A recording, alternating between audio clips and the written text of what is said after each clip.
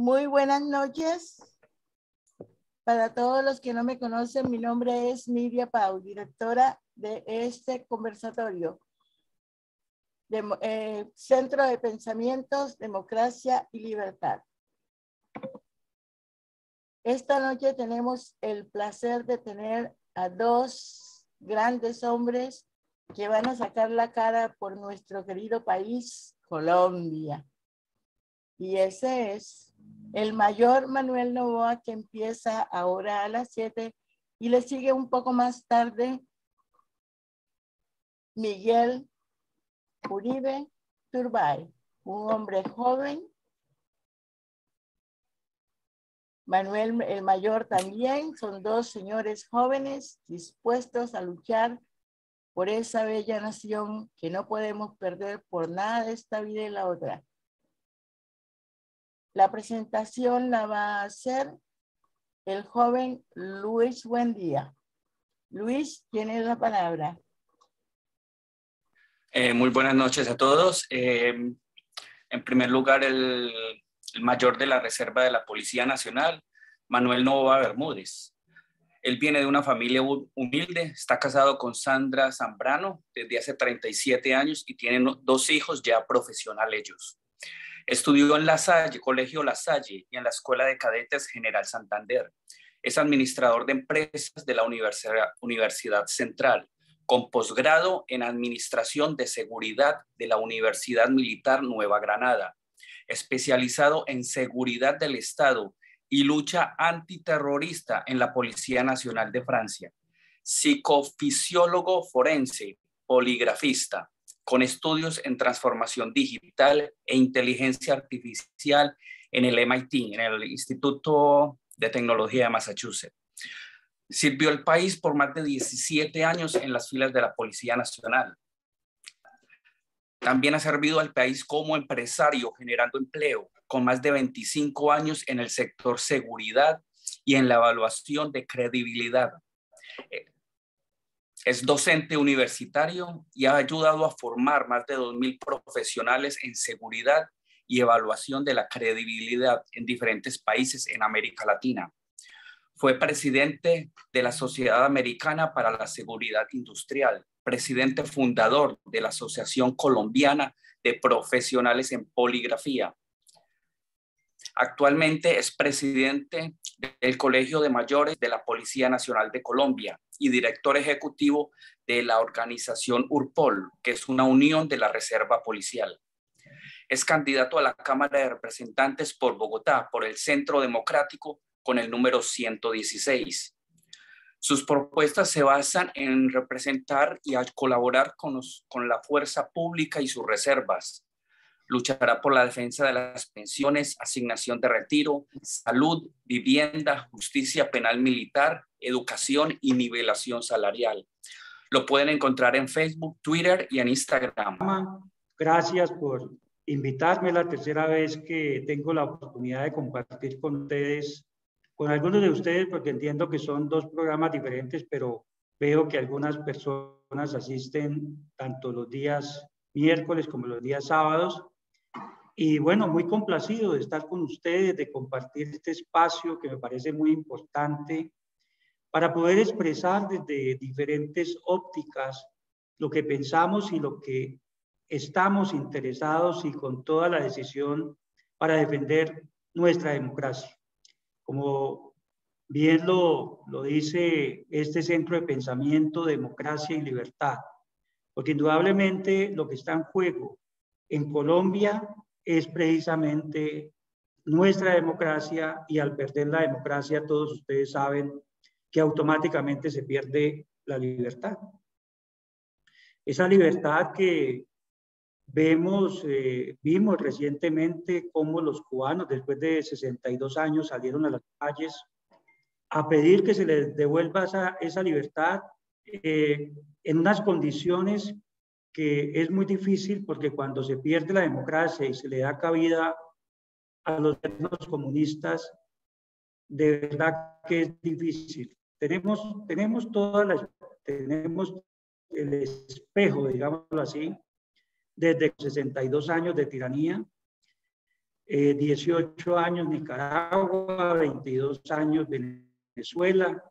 Y bueno, lo que estamos viendo en el mapa geopolítico y el mapa ideológico de nuestra América Latina, indudablemente es una tendencia hacia estos países, hacia estos regímenes comunistas. Les decía que indudablemente cuando estas dictaduras, porque eso es lo que son dictaduras, llegan a un país, cuando se le abre la puerta al comunismo, es muy difícil volver a recuperar la democracia y volver a recuperar la libertad. Nosotros, como colombianos, obviamente estamos preocupados de lo que puede acontecer este año en las elecciones, tanto las elecciones legislativas como las elecciones presidenciales. Tal vez ustedes lo han escuchado mencionar muchas veces, pero vale la pena insistir y decirlo. Las elecciones más importantes este año en Colombia definitivamente son las elecciones al Congreso de la República. ¿Y por qué las elecciones al Congreso de la República? Porque la izquierda, liderada por Gustavo Petro y por todos estos personajes que se han ido enquistando, no solamente en el Poder Legislativo, sino en el Poder Judicial y hasta en el Poder Ejecutivo, porque tenemos que decir que en el Poder Ejecutivo hay personas de esa tendencia. Ellos pretenden, claramente el objetivo es obtener una mayoría en el Congreso de la República. Evidentemente que a ellos les interesa, por supuesto, llegar a la presidencia de Colombia. En primera instancia es el Congreso.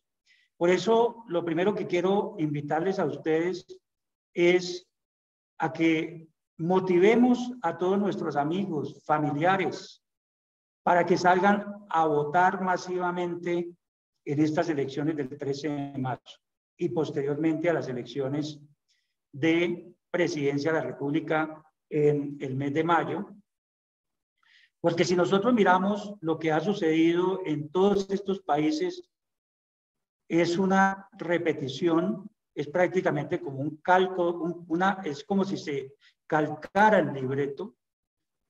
Lo acabamos de ver en Chile, lo acabamos de confirmar en Chile, donde Boric gana la presidencia porque hubo un 55% de abstención.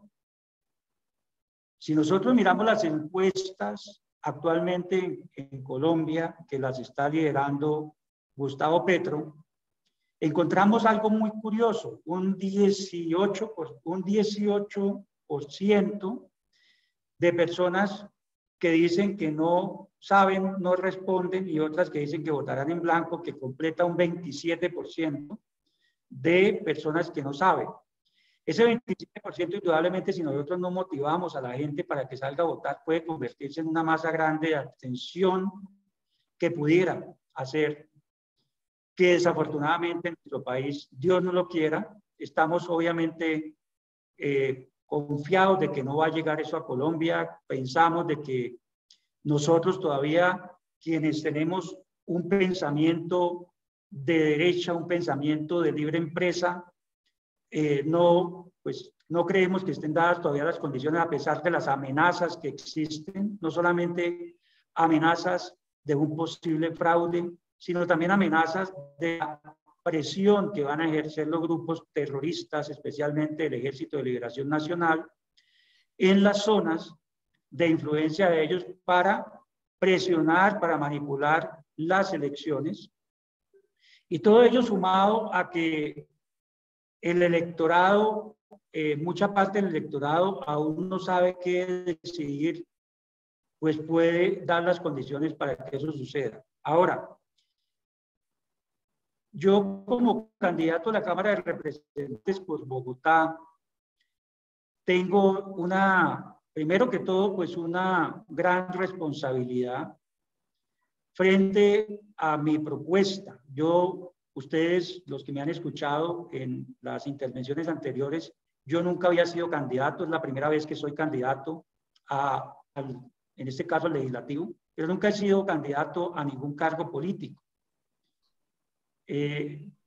¿Por qué decidí dar ese salto? Porque me preocupa Colombia, porque amo mi patria, porque no quiero ver a los colombianos en unos cuantos años desfilando por carreteras de diferentes países buscando asilo.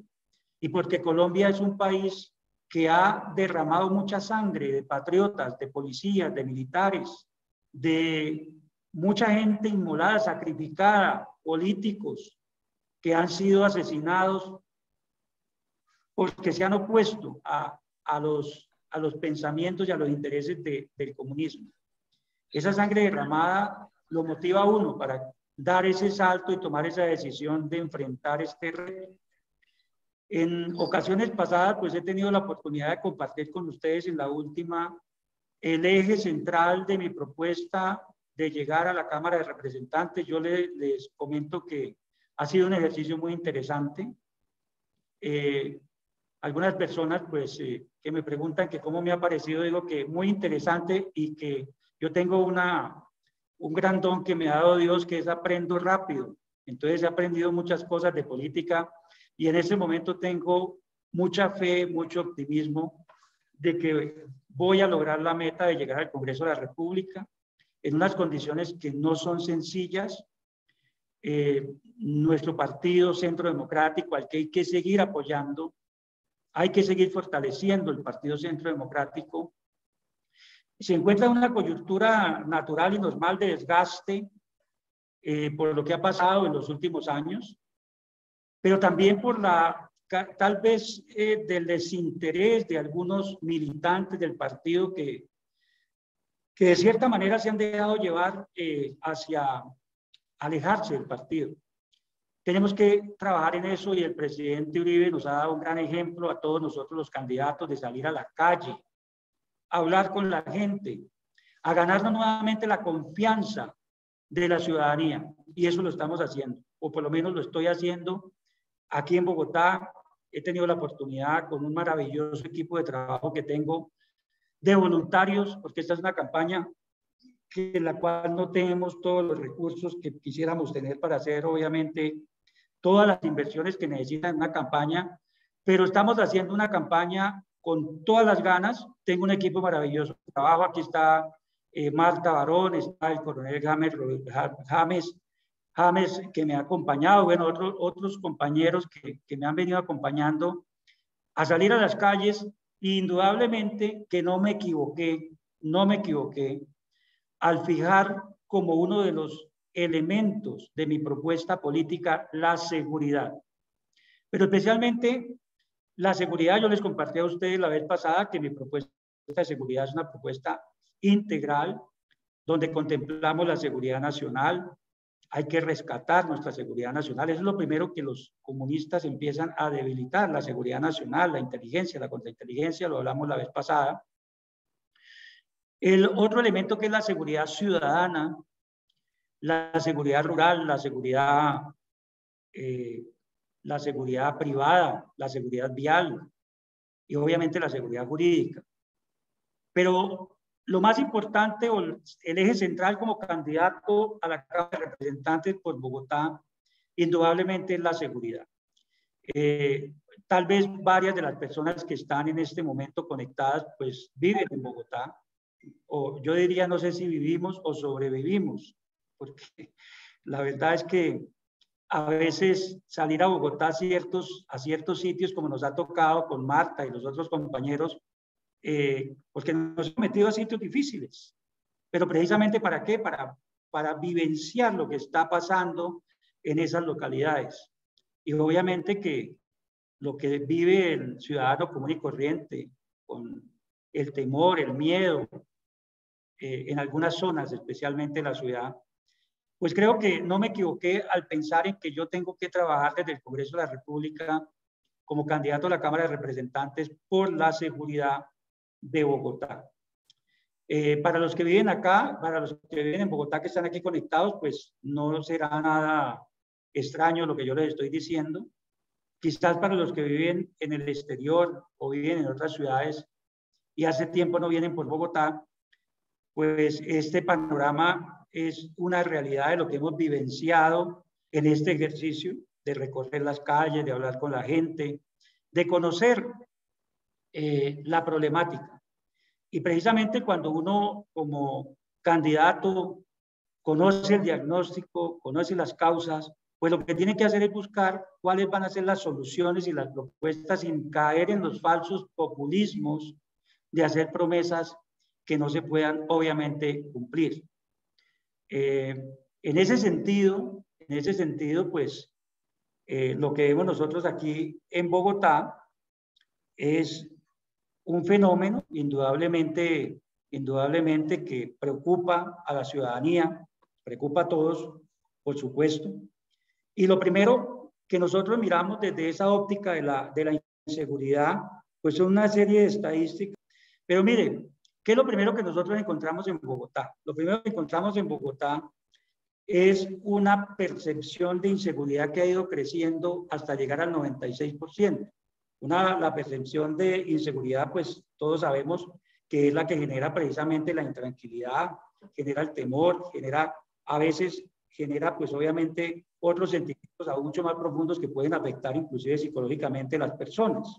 Y esa percepción de inseguridad pues no es una percepción de inseguridad que esté infundada, porque si nosotros miramos la misma estadística que la Alcaldía de Bogotá presentó recientemente, donde reconoce que hay un incremento en el nivel de homicidios del 7%, donde se presentaron 1.127 casos, es decir, 3 homicidios diarios. Pero algo que al hacer los análisis llama poderosamente la atención: el 82% de esos homicidios ocurrieron en la vía pública. ¿Qué quiere decir eso? Pues que en la vía pública hay violencia, y de los cuales de esos delitos, el 58% se cometieron utilizando armas de fuego y 32% armas cortopunzantes, es decir, armas blancas. El 58% con armas de fuego quiere decir que los delincuentes indudablemente están armados, mientras los ciudadanos, como ustedes saben muy bien, estamos desarmados porque la ley o lo que nos dejó Juan Manuel Santos fue precisamente una prohibición del porte legal de armas.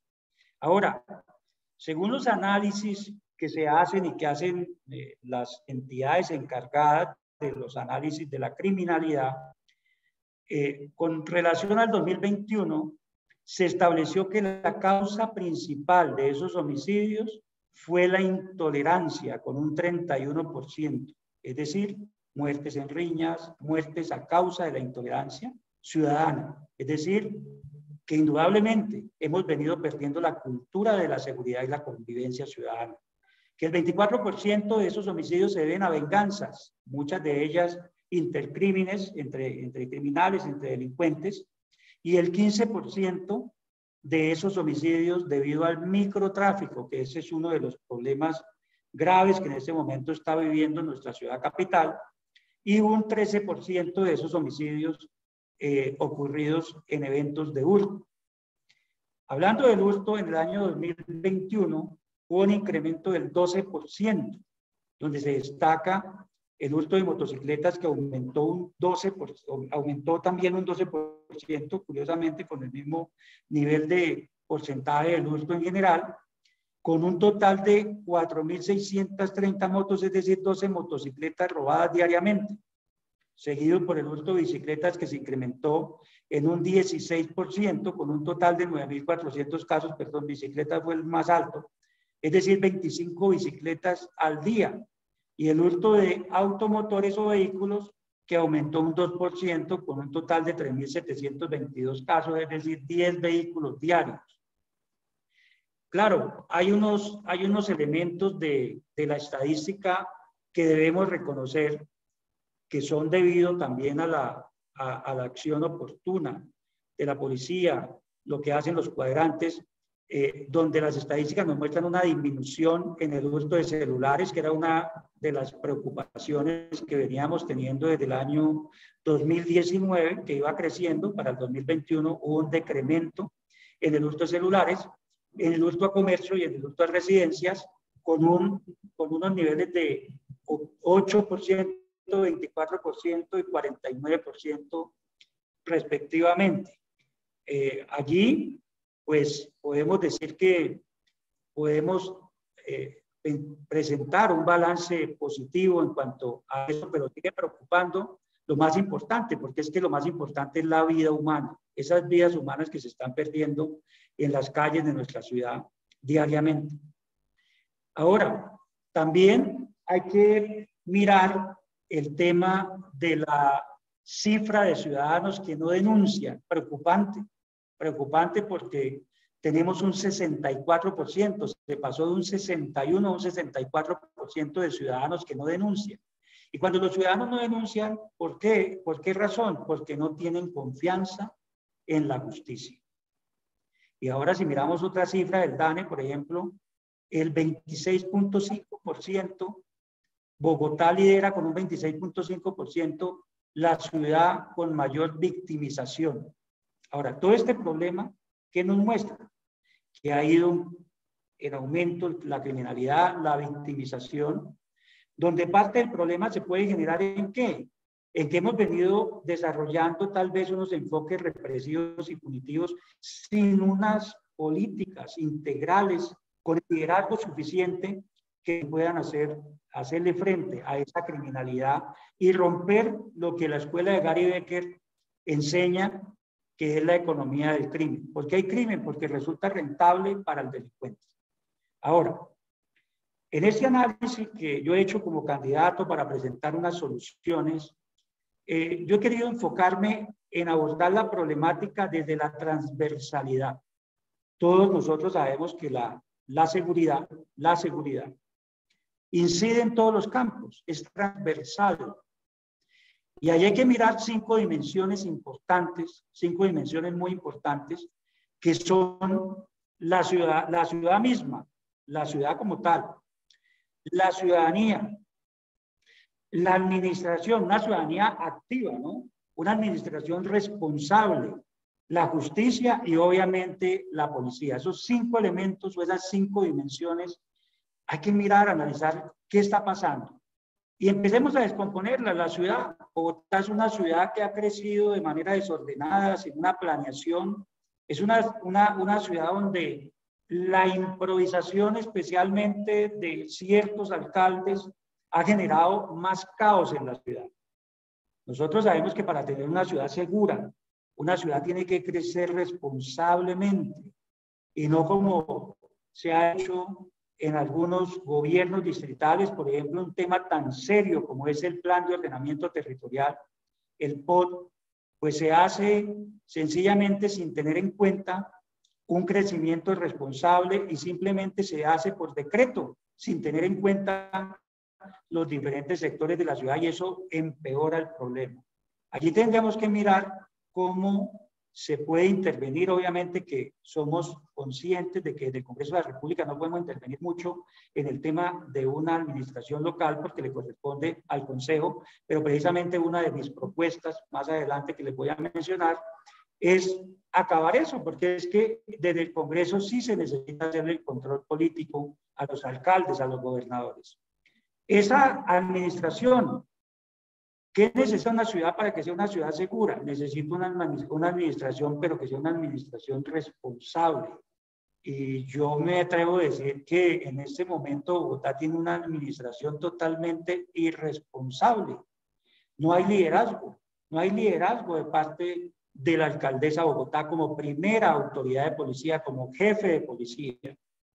Liderazgo, entre otras cosas, que tiene que reflejarse hacia la búsqueda, hacia la asignación, hacia la orientación del presupuesto necesario para poder atender toda esta problemática de seguridad. Bogotá, para el año 2022, le fue asignado un presupuesto de 29 billones de pesos.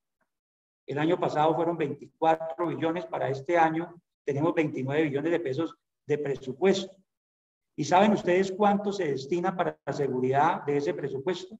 El presupuesto más pobre, el 2%, cuando la delincuencia y la criminalidad ha ido aumentando paulatinamente de manera exponencial.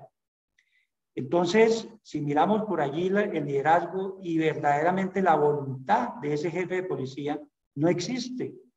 Como tampoco existe otro elemento importante dentro de una administración responsable para encajar en la búsqueda de una seguridad, que son las relaciones interinstitucionales entre el alcalde y su policía. Y si vemos, esas relaciones no son las mejores. Hemos visto públicamente cómo la alcaldesa le arrebata el micrófono al comandante de policía, cómo regaña a los policías, cómo maltrata a los policías, cómo sale a defender a los vándalos que son sus muchachos, en cambio a los policías absolutamente ningún respaldo. Es decir, que no hay relaciones interinstitucionales adecuadas, como tampoco, por supuesto, hay una política coherente de seguridad. En ese sentido, una de mis propuestas precisamente es un proyecto de ley para que se pueda ejercer el control político por parte del Congreso. La alcaldesa recientemente fue citada hace algunos meses atrás al Congreso a un debate de control político por el manejo que se le estaba dando en la ciudad a la situación del COVID. ¿Y qué hizo? Pues se negó. ¿Basada en qué? Pues en que hay allí una dicotomía constitucional y la Corte Constitucional se manifestó que efectivamente los alcaldes solamente pueden ser citados a control político cuando hay algo que tiene que ver, que sea de incidencia nacional, pero que lo que es de incidencia regional le corresponde al Consejo. Yo creo que mediante un proyecto de ley podemos hacer que aspectos como los de seguridad, que entre otras cosas hacen parte también de seguridad nacional, pues el Congreso pueda hacer ese control político, para que nosotros podamos desde allí no solamente hacer el control, sino también apoyar, porque aquí se trata no solamente del control, sino también qué apoyo podemos todos nosotros hacer para mejorar la seguridad de nuestra ciudad. Y también, bueno, se me adelantó una senadora actual muy querida por ustedes, por cierto, Paloma Valencia, que ya tiene listo el proyecto para que sea el presidente de la República por encima de la potestad de los alcaldes de poder decretar la asistencia militar cuando se desbordan situaciones de orden público. Ustedes han visto, los que viven acá, que especialmente en esas ciudades que están tomadas por alcaldes de izquierda, donde el ministro de Defensa ha anunciado que se va a hacer la asistencia militar, inmediatamente han salido a decir que no y a oponerse a la asistencia militar, el alcalde de Bogotá, la alcaldesa de Bogotá, Cali, Medellín. Entonces tenemos que trabajar y estoy de acuerdo con ese proyecto de ley. Si no se da en esta legislatura, porque creo que a lo mejor no alcanza, cuando yo llegue al Congreso yo voy a apoyar ese proyecto. Tenemos que, a través de ese proyecto, mirar el tema de la asistencia militar, porque situaciones como las que vivió Bogotá, como las que vivió Cali, donde prácticamente fue secuestrada la ciudad de Cali, donde fue bloqueado absolutamente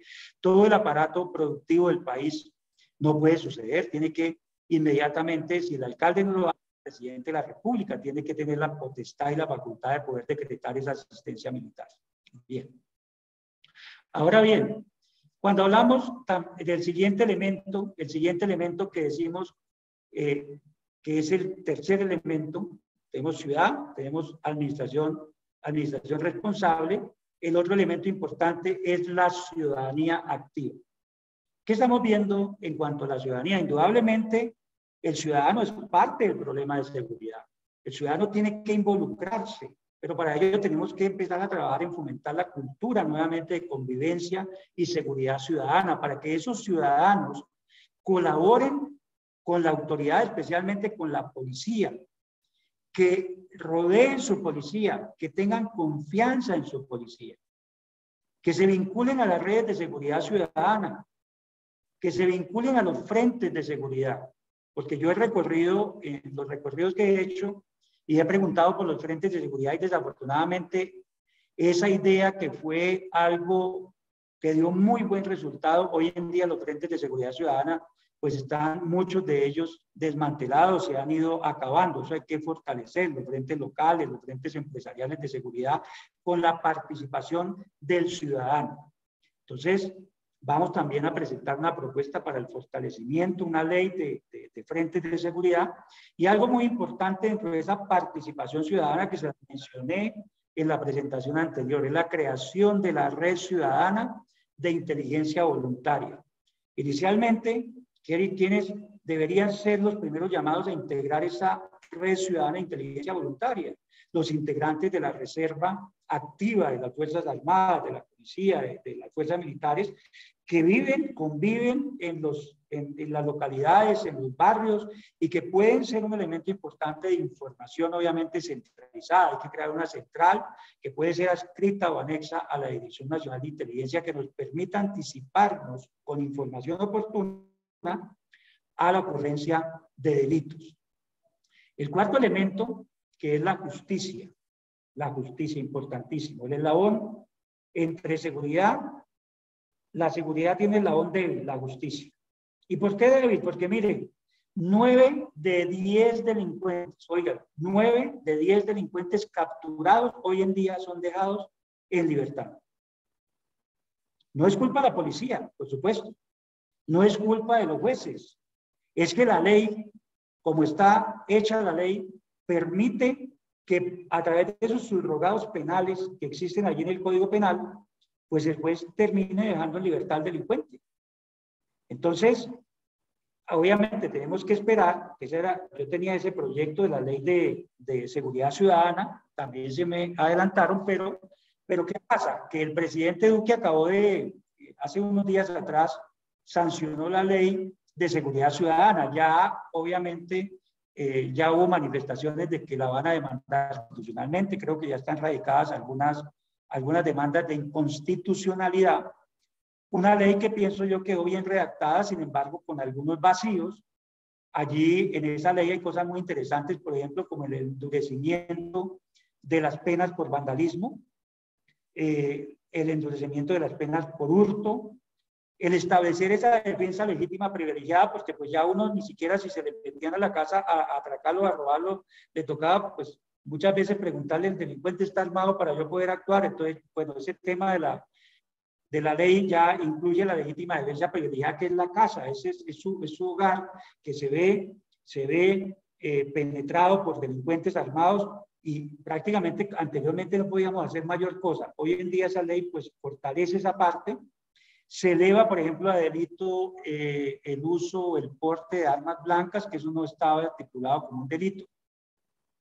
Y bueno, otras cosas importantes que tiene la ley, como por ejemplo la posibilidad que se contrate vigilancia y seguridad privada para controlar, para vigilar los detenidos, y bueno, otros temas que hay allí en la ley que son interesantes. Sin embargo, yo creo que pues llegaré a mirar esa ley y ya a plantear una reforma, porque todo el tema de subrogados penales, es decir, la reforma del Código Penal, hay que reformar el Código Penal.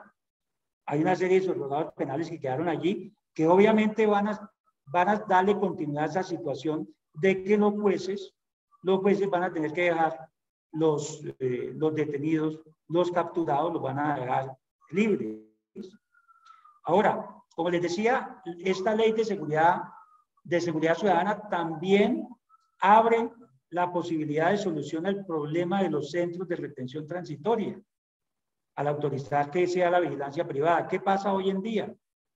Hoy en día, en Bogotá hay 19 estaciones que albergan 2.930 personas y 5 unidades de reacción inmediata que albergan 700 personas. Hay una sobrepoblación, hay un hacinamiento del 150%. En centros de retención transitoria, entre otras cosas, que no cumplen los requisitos establecidos por las normas internacionales para esos centros de retención o reclusión transitoria, custodiados por policía, que no debería estar la policía custodiando esos centros. Aquí hay un problema con los centros de reclusiones, que eso es una responsabilidad de los alcaldes. La ley, si no estoy mal, la ley 65 de 1993 establece que es responsabilidad de los alcaldes y los gobernadores los centros de reclusión transitoria, mientras que los centros de reclusión nacional, es decir, ya para las personas condenadas, le corresponde al INPEC. Entonces, a pesar de que aquí en esta ley se abre como la posibilidad, de todas maneras tendremos que esperar a ver si eso se hace realidad o no se hace realidad, porque indudablemente no podemos seguir permitiendo que los policías, necesitamos policías en la calle. Ahorita que miramos el tema de policía, vamos a ver cuántos policías le faltan a Bogotá. Entonces, No podemos tener los policías cuidando detenidos en situaciones y en instalaciones que no cumplen. Esta semana hubo un intento de fuga de detenidos en la estación, en una estación, la estación cerca a la Plaza de Toros, donde pues tuvo que actuar la policía. Afortunadamente no hubo víctimas, pero no sé si ustedes recuerdan el caso de Soacha, donde murieron en un mitin, en un motín que hicieron los detenidos, murieron calcinados por culpa de uno de ellos mismos que le prendió fuego a un colchón, murieron calcinadas 8 personas y como resultado pues fue sancionada y hallada responsable una subteniente, una joven subteniente que llegaba apenas unos cuantos meses egresada de la Escuela de Aníbal Santander, condenados a 16 años de destitución e inhabilidad, y un patrullero, Jorge Suárez, y la teniente Aleida González, que estaban cumpliendo unas funciones que no le corresponden y no tienen por qué corresponderle a la policía. Entonces, de esa manera, también tendremos que mirar cómo podemos potencializar que esos centros de reclusión obviamente cumplan las condiciones que deben cumplir como centros de reclusión transitoria, que deben estar anexos a las cárceles. Pero ¿qué necesitamos también con el tema de cárceles hablando de justicia?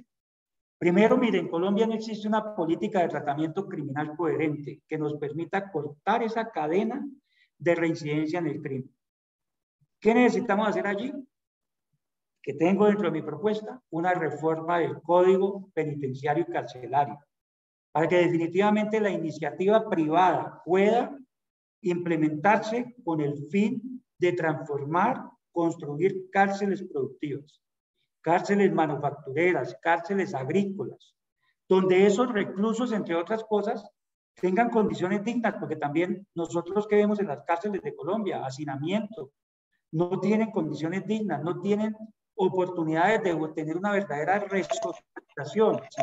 Si es cierto, son personas que cometieron un delito y tienen que responder por los daños cometidos a la sociedad, pues también hay normas internacionales, eso viene de las reglas de Mandela, que fue refrendada en la Asamblea General de la ONU en 2015, donde se dice que deben existir unos requisitos para el tratamiento de reclusos. Si nosotros implementamos la iniciativa privada, vamos a tener esas cárceles manufactureras y agrícolas, donde esos privados le van a garantizar condiciones dignas, alimentación digna, pero eso no es gratis. Hay que darle la oportunidad a través de esas fábricas, yo me imagino fábricas, colonias agrícolas productivas, donde ellos trabajan, reciben un pago por su trabajo, porque entre otras cosas, mientras esos reclusos están en la cárcel, pues sus familias quedan totalmente desamparadas. Entonces, ¿el pago para qué es? Ellos deben pagar su habitación, su alimentación, y les queda para mandarle algo a la familia, pero algo muy importante que yo estoy proponiendo, el Fondo Especial de Ahorro del Recluso en Colombia. ¿Para qué ese ahorro? Para que el día de mañana, cuando él salga, después de pagar 5, 10, 15 o 20 años, pues ha trabajado, ha aprendido a trabajar y entre otras cosas ha estudiado, porque hay que, en esa iniciativa privada, incluir que los reclusos estudien carreras técnicas, tecnológicas, y ese recluso al salir, pues ¿qué va a pasar? Pues tiene un ahorro, aprendió a trabajar, estudió, pues como dice Gary Becker, ya no va a ser para él rentable, porque sabe lo que puede pasar, obviamente, con una ley que no tenga todos sus subrogados penales, donde también tenemos que mirar que la pena máxima de 60 años tiene que ser pena efectiva para algún tipo de delitos, como el narcotráfico, el terrorismo, la violación de niños y otra serie de delitos atroces que ustedes saben que hubo una ley que salió aprobando la cadena perpetua y la Corte Constitucional para los violadores de niños la declaró inexequible. Entonces, pues apuntarle nuevamente a una ley de cadena perpetua, pues sabemos que las condiciones que está la justicia, que entre otras cosas, pues hemos hablado también de ello, hay un alto poder de infiltración, pues va a ser muy complejo, pero sí que esa pena máxima sea efectiva para ciertos delitos sin ningún descuento de pena. Esto, amarrado a toda esta propuesta de justicia, estoy seguro que nos puede ayudar a solucionar el problema que tenemos en este momento de reincidencia del crimen. Hoy lo que vemos es que el criminal, el delincuente, no le importa que lo capturen, no le importa pagar 1 año, 2 años, porque sabe que pues va a salir, inclusive cuando va a la cárcel, pues se va, es una especie de, ¿cómo se llama? De esas estadías compartidas que a veces nosotros hacemos cuando mandamos a nuestros hijos a otros países para que estudien. Ellos se van a las cárceles a hacer doctorado, a hacer PhD, PhD en crimen, PhD en delincuencia. Eso hay que romper. Y bueno, finalmente está el componente de la policía. Ustedes quizás han escuchado qué es la policía colombiana. Yo, como oficial de policía, doy fe, pero sobre todo porque he tenido la oportunidad de viajar por muchos países, de conocer policías de otros países, y yo hoy les quiero decir a ustedes con toda la seguridad y toda la certeza que Colombia, nuestro país, tiene una de las mejores policías del mundo, si no la mejor policía. Hoy en día la policía colombiana tiene comisiones en varios países dando, enseñando, asesorando a mejorar instituciones policiales. Tenemos una muy buena policía, pero ¿qué es lo que pasa con nuestra policía? En primer lugar, los policías están amarrados. No pueden actuar de manera inmediata a orden del comandante directo, que es el comandante de policía, el comandante de estación, el comandante del CAI, el comandante de departamento, sino que tiene que esperarse muchas veces que la alcaldía autorice, por ejemplo, la intervención del SMAT. ¿Y qué hemos visto? Pues Medellín, Bogotá, Cali, pues ¿qué hacen? Pues no permiten que salgan los policías en el momento oportuno, sino que ya es demasiado tarde, y ahí donde viene pues toda esa situación que hemos visto, inclusive la quema de nuestros policías, y sencillamente pues ellos también son seres humanos, y ellos dicen, bueno, aquí primero no tengo respaldo, no tengo la ley natural que me cobija a mí, que es el fuero penal militar, que ese es otro tema que tenemos también que mirar cómo vamos a recuperar el fuero penal militar. Entonces, allí también, viendo esta inoperancia de los alcaldes que tienen amarrados a nuestros policías, pues tenemos que presentar un proyecto de ley para que las operaciones sean decididas directamente por los comandantes, que notifican al alcalde, el jefe de policía, ¿cierto? Para que así se le pueda devolver al policía la tranquilidad, la seguridad, la confianza, que su fuero natural, que es el fuero penal militar, él tenga la certeza que es el que lo va a buscar. Ahora, el fuero penal militar se entiende para qué, para los delitos que se cometen en actos del servicio y con ocasión del mismo, exceptuando pues obviamente delitos atroces. Yo siempre he dicho, he tenido algunas conversaciones con personas, cuando un policía comete un delito, el policía cuando comete un delito ya dejó de ser policía. Hablo de delitos atroces porque se puede cometer delitos en actos del servicio y con ocasión del mismo, que hubo una revuelta, que el policía tuvo que disparar, hay un delito, hay homicidio, pero no es un delito que él preparó, que él hizo pues toda esa planificación, sino que fue producto del servicio. Claro, el policía que comete delitos de narcotráfico, de secuestro, de extorsión, pues ya dejó de ser un policía y se convierte sencillamente en un delincuente. Pero aquellos policías que cometen delitos en actos del servicio y con ocasión del mismo, su juez natural es el juez penal militar, y eso hay que volverlo a... Eso no se ha perdido, está en la Constitución. Lo que pasa es que por allá, hace unos años atrás, frente a los homicidios que había en operaciones militares y policiales, se decidió que fuera el cuerpo técnico de investigación el que hiciera los levantamientos de cadáver, y así se fue como delegando, y todo se manda ahora a la fiscalía. No, el juez natural del policía y militar es el juez penal militar. Y está ahí, simplemente es una tarea de volver a organizar eso y que se vuelva a estructurar la justicia penal militar. Bien, ahora, hablando de policía, en Bogotá pues tiene un déficit, claro. Nosotros tenemos un déficit actualmente de cerca de 8.000 policías. Eso se calcula con base en un estándar de la ONU que dice que debe existir 2.8 policías por cada 1.000 habitantes. Entonces necesitamos 8.000 policías. No hay presupuesto, claro, hay que mirar el tema presupuesto. ¿Qué podemos hacer? Sacar los policías de las escuelas, de las oficinas, reemplazándolos por personal de la reserva policial o por civiles, y así podríamos recuperar para Bogotá. Ya se hizo un cálculo más o menos cerca de 3.000 policías. Pero los policías en Bogotá, la alcaldía de Bogotá necesita hacer inversión en una escuela que permita incrementar el nivel de profesionalización y el nivel de conocimiento de la ciudad y de la problemática. Muchos policías que llegan a Bogotá son de la costa, son de Pasto, no conocen la problemática de la ciudad, y ahí también pues obviamente se están presentando algunas situaciones que dificultan este trabajo profesional de la policía. Miren, hay algo que hay que hacer urgentemente. Por supuesto, hay cosas urgentes que hay que hacer porque hay que atacar los generadores del crimen. ¿Cuáles son los generadores?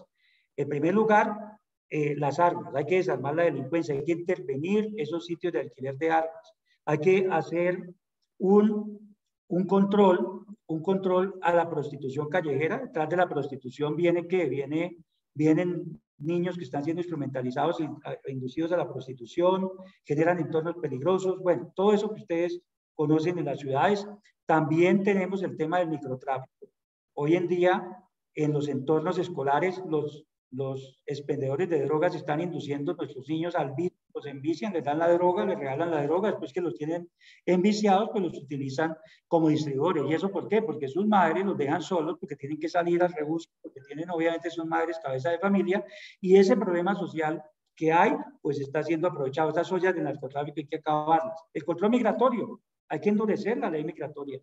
Tenemos que mirar cómo controlamos a aquellos extranjeros que están en Colombia sin poder demostrar un arraigo o una justificación para estar, porque desafortunadamente, pues hay casos, no son todos, no podemos decir que todos los extranjeros están metidos en delito. Yo creo que la mayoría son gente que está buscando la oportunidad, hay que darle la oportunidad, pero esos que están salidos de la ley, que están fuera de la ley, pues hay que intervenir, hay que hacer una intervención en ese sentido. Bien. ¿Qué estoy proponiendo yo adicionalmente para la seguridad de Bogotá?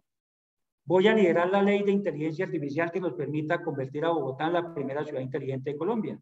Eso también lo mencioné en la ocasión anterior, lo voy a repetir muy rápidamente para que no estuvieron en la vez anterior que estuve compartiendo con ustedes, pero es sencillamente la utilización de la inteligencia artificial. No hay una ley de inteligencia artificial que permita a las empresas, a las grandes corporaciones encargadas de esto, que han vuelto ciudades como Dubái, como Singapur, como, bueno, muchas ciudades, Londres, Nueva York, aquí lo están haciendo en Río de Janeiro, para que Bogotá sea la primera ciudad inteligente. ¿Cómo es eso? Pues con tecnologías de inteligencia artificial, soluciones de Internet de las cosas, tecnología geoespacial, que nos van a permitir con algoritmos inclusive de inteligencia artificial poder predecir dónde son los lugares de mayor ocurrencia del crimen para intervenir esos lugares. Ahora, la inteligencia artificial tiene una gran ventaja. Como ciudad inteligente, no solamente es para la seguridad, va a mejorar la movilidad por el manejo inteligente que se hace de cruces y semáforos. Claro, Bogotá necesita ampliar la cobertura vial del sistema vial. La inteligencia artificial permite un manejo inteligente de la iluminación de la ciudad. La iluminación, la falta de iluminación es un generador de inseguridad. Las basuras, el espacio público, la optimización de servicios públicos, y algo muy importante es que también a través de toda esa sensorización que se coloca en la ciudad se puede hacer un seguimiento permanente para tomar decisiones inteligentes en cuanto al manejo del impacto ambiental. Y con la participación obviamente de esos 5 componentes, una planeación acertada de la ciudad, un mejoramiento en ese sentido de la proyección de ciudad, una administración responsable, una ciudadanía activa, una justicia eficiente y una policía obviamente empoderada que tenga todo el respaldo de la ciudadanía para actuar. Creo que podríamos hacer de Bogotá una mejor ciudad. Ese es un resumen en el tema de este punto de seguridad, doña Nidia. Muchas gracias por el espacio. Yo de todas maneras pues espero y he venido recibiendo también ideas, sugerencias de muchas personas, expertos también en el tema, que nos permiten enriquecer una propuesta seria para devolverle a los bogotanos y en general a los colombianos la seguridad. Ya llegó Miguel Uribe, va a ser presentado por Luis. Bienvenido, Miguel Uribe. El abogado Miguel Uribe Turbay está casado con María Claudia Tarazona, en la cual tienen un hijo único. Claro que la familia de él está conformada por las 3 hijas de María Claudia también. Estudió en el Colegio Los Nogales y estudió también Derecho y Maestría en Políticas Públicas en la Universidad de los Andes. Su experiencia, a pesar de ser un hombre tan joven, su experiencia radica en el ser secretario de Gobierno de Bogotá en la administración de Enrique Peñalosa en el periodo 2016-2018. También fue concejal de Bogotá en el periodo 2012-2015, llegando a ser presidente de este cabildo distrital en el 2014. Se presenta como el candidato al Senado por el Centro Democrático con el número 1. Ya sabemos todos que es cabeza por el Senado. Las propuestas se basan en el fortalecimiento de la democracia, la seguridad, corrupción y generación de empleo. Se puede encontrar en las redes sociales, en Facebook, Twitter e Instagram. Como un pequeño detalle, doctor Miguel, su página de internet, migueluribeturbay.co, está caída. Ese es nuestro próximo invitado. Miguel Uribe tiene la palabra. Le decía aquí un saludo especial a Manuel. Alcancé a oír su final de intervención y pues me alegra también poder aquí compartir parte de la reunión con él. Qué bueno que hagamos equipo. Ojalá seamos todos los que llegamos al Congreso. Y yo quiero comenzar precisamente con eso. Quiero comenzar, Nidia, poniendo la primera alarma y la más importante, y es la elección más importante en este momento es el Congreso. Nos estamos equivocando cada vez que nos enfocamos en quién va a ser el presidente. Esa va a ser una reacción natural de la elección al Congreso, pero el primer termómetro es la elección al Congreso. ¿Por qué insisto ahí? Insisto en eso porque, por una parte, es el primer termómetro, es el primer round. Es decir, si nos va mal al Congreso, perdemos Colombia. Si nos va bien, tenemos una oportunidad, por un lado, de darle fuerza a nuestro candidato, que es Oscar Iván, pero por el otro lado, de frenar a Gustavo Petro. Porque, ojo a esto, gane o pierda Gustavo Petro, va a ser un riesgo para la democracia colombiana. Si gana, destruye el país, pero si pierde, va a volver a ser senador, y esta vez no con 3 senadores, sino con 20 o 15. Es decir, va a tener una presencia significativa en el Senado, y como ustedes han visto probablemente, si ustedes leen los primeros nombres de esa lista del pacto histórico, uno es más, no sé qué palabra usar para que no me denuncien por calumnia, aunque lo que les digamos es poquito para lo que han hecho en Colombia. Promueven violencia, promueven odio, promueven resentimiento, han sido protagonistas en escándalos por narcotráfico y corrupción. Es decir, vamos a tener una presencia de una gente que pretende dañar el país. Y la única alternativa que tenemos para compensar eso es ¿qué? El Congreso. Y es somos los del Centro Democrático. El único partido que puede compensar, balancear el riesgo que representan ellos es el Centro Democrático. Y esa invitación la hago con una contundencia, y es: necesitamos multiplicarnos para que el Centro Democrático tenga la primera votación al Congreso. Tenemos que sacar más de 3 millones de votos para mantener la bancada más grande, pero segundo, para evitar que Gustavo Petro gane inercia. Ojo, para que gane Petro, todos yo creo que somos conscientes de que la única manera de que gane es que gane en primera vuelta, ¿correcto? Pero y todos decimos, si en segunda vuelta llega el que llegue, le va a ganar, digamos un poco lo que se dice.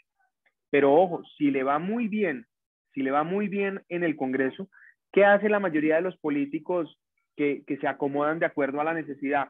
Se empiezan a unir, y puede que Gustavo Petro nos dé un susto, porque desafortunadamente Gustavo Petro está comprando al gato y al perro. Eso sí que nos quede claro, que Gustavo Petro no tiene escrúpulos, le vende el alma al diablo, se une con quien se tenga que unir, como por ejemplo con Claudia López en Bogotá, que se unieron recientemente. Entonces, ese es el escenario al que nos enfrentamos, y veo que todavía estamos muy pasivos. ¿En qué sentido? En que creemos que lo importante es el presidente y se nos olvida que tenemos que sacar la mayor cantidad de votos al Senado y a la Cámara. Entonces, en ese orden de ideas, pues obviamente tenemos que salir a hacer un trabajo voz a voz, WhatsApp, redes, puerta a puerta, no ahorrar esfuerzos para esta elección al Congreso. Frente al tema mío, importante, yo pues estoy haciendo un esfuerzo para invitar a los amigos a que voten por mí, voten por Centro Democrático número 1. Y algunos amigos me dicen, oiga, Miguel, usted me encanta, ahora que estaban en la 68 con Floresta repartiendo volantes, me dicen, bien, bien, bien. Pero algunos me dicen, Miguel, usted ya está elegido. Equivocación. Confiarse en política es básicamente un camino a la pérdida. No podemos confiarnos, entre otras cosas, porque cada voto cuenta, cada voto cuenta, cada voto es significativo. Necesitamos sacar más votos, porque entre más votos, digamos, saque yo, más vamos a lograr que lleguen más senadores. Y ustedes pues todos saben cómo funciona. Entre más votos saque, pues más senadores llegan y con menos votos. Entonces es muy importante si lográramos ratificar no solo la cabeza de lista, sino el trabajo que hemos hecho para potencializar el tema de la campaña. Ahora, yo creo que en este momento, y viendo el panorama político, es fundamental venderle a los colombianos tres cosas, que son las tres cosas que yo ofrezco. Primero, renovación. Yo creo que si bien es importante, y renovación no es juventud, ojo lo que voy a decir, porque hay jóvenes mañosos, jóvenes malos, en los otros partidos hemos visto que hay jóvenes que conservan mañas tradicionales, politiqueras, no. Renovación es mezcla de juventud, pero también de renovar prácticas políticas, hacer política decente, hacer política de emoción, hacer política con esperanza. Renovación. Segundo, experiencia. A pesar de la edad que tengo o la juventud, pues evidentemente es fundamental la experiencia que he tenido. Primero en una corporación colegiada, es decir, yo ya me di la pelea con Gustavo Petro. Hoy yo estaba contando que yo era abogado y pues Luis hizo una gran introducción, pero soy abogado, tengo una maestría en políticas públicas, estoy haciendo una maestría en administración pública en Boston, pero tengo un doctorado en antipetro. ¿Por qué? Porque yo fui concejal 4 años cuando Petro fue alcalde y me opuse de una manera contundente, lo enfrenté y lo desenmascaré.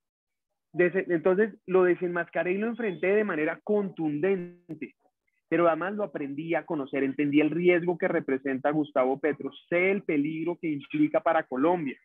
¿Pero por qué digo eso? Porque tuve la experiencia de ser efectivo, porque no se trata de tener políticos que le hablan mal a Petro, que le dicen que es un guerrillero, no, eso no es suficiente, necesitamos ser efectivos. ¿A qué voy?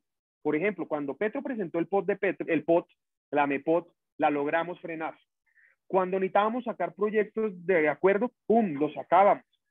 Claro, fui presidente del Consejo a pesar de que Petro se opuso. ¿Por qué menciono eso? Porque en política y más que en corporaciones colegiadas, además, la capacidad de generar consensos, construir desde la diferencia, hacer un bloque. Yo he dicho que yo voy a ser un líder, yo voy a liderar un muro de contención contra el populismo que representa Petro. Pero para hacer un muro de contención no somos suficientes solo el Centro Democrático, necesitamos unir otros sectores. Y para eso hay que generar consensos, entender que hay que buscar puntos de acuerdo, hay que poder generar unidad. Y eso fue lo que logré en el Consejo, eso es lo que hay que lograr en el Congreso. Además, tengo experiencia siendo secretario de gobierno. Como ustedes saben, fui secretario de gobierno de Peñalosa. 3 años transformando esta ciudad en ese equipo, en una administración que le cambió la cara a Bogotá. Más de 3.000 obras, acabamos el Bronx, Cinco Huecos, San Bernardo, La Estanzuela, María Paz. Las ollas más grandes del país las acabamos. Logramos transformar obras que en Colombia no se veían hace años y particularmente en Bogotá. Los hospitales más grandes, más costosos, más modernos del país en educación pública, en salud pública, el Porvenir en Bosa, USME, Santa Clara, el San Juan de Dios, financiados y diseñados. ¿Por qué les digo esto? Porque esa experiencia cuenta. Cuenta haber administrado 3 billones de pesos sin escándalos de corrupción y cuenta adicionalmente haber combatido realmente la corrupción desde Bogotá. Y eso es prácticamente lo que hay que hacer. Ahora, ser senador y saber dónde mirar, dónde atacar el despilfarro, dónde atacar la corrupción. Cuando yo fui secretario de gobierno, ustedes recordarán primero que Petro decía que no le gustaba, que le parecía muy preocupante la manera en la que Samuel Moreno compraba a la gente con nómina paralela, es decir, con contratistas. Y Samuel Moreno terminó con 25.000 contratistas. Y Petro, después de cuestionar esa práctica, terminó con 50.000 contratistas. Es decir, compraba a todo el mundo. Y entonces, cuando yo llegué a la Secretaría de Gobierno, por ejemplo, recibí 1.600 contratistas y dejé 600. ¿Por qué? Porque fuimos austeros, porque redujimos la burocracia, porque fuimos eficientes, con menos hicimos más. Y eso es lo que tengo que llegar al Senado a hacer. ¿Por qué? Porque entre otras cosas en el sector público están mal los incentivos, porque ustedes recordarán, los que han estado en el sector público o conocen a profundidad el sector público, cómo se mide a los buenos funcionarios, no porque hagan más, sino porque gasten más. Entonces hay una invitación a gastar y por eso muchas veces es difícil combatir el despilfarro.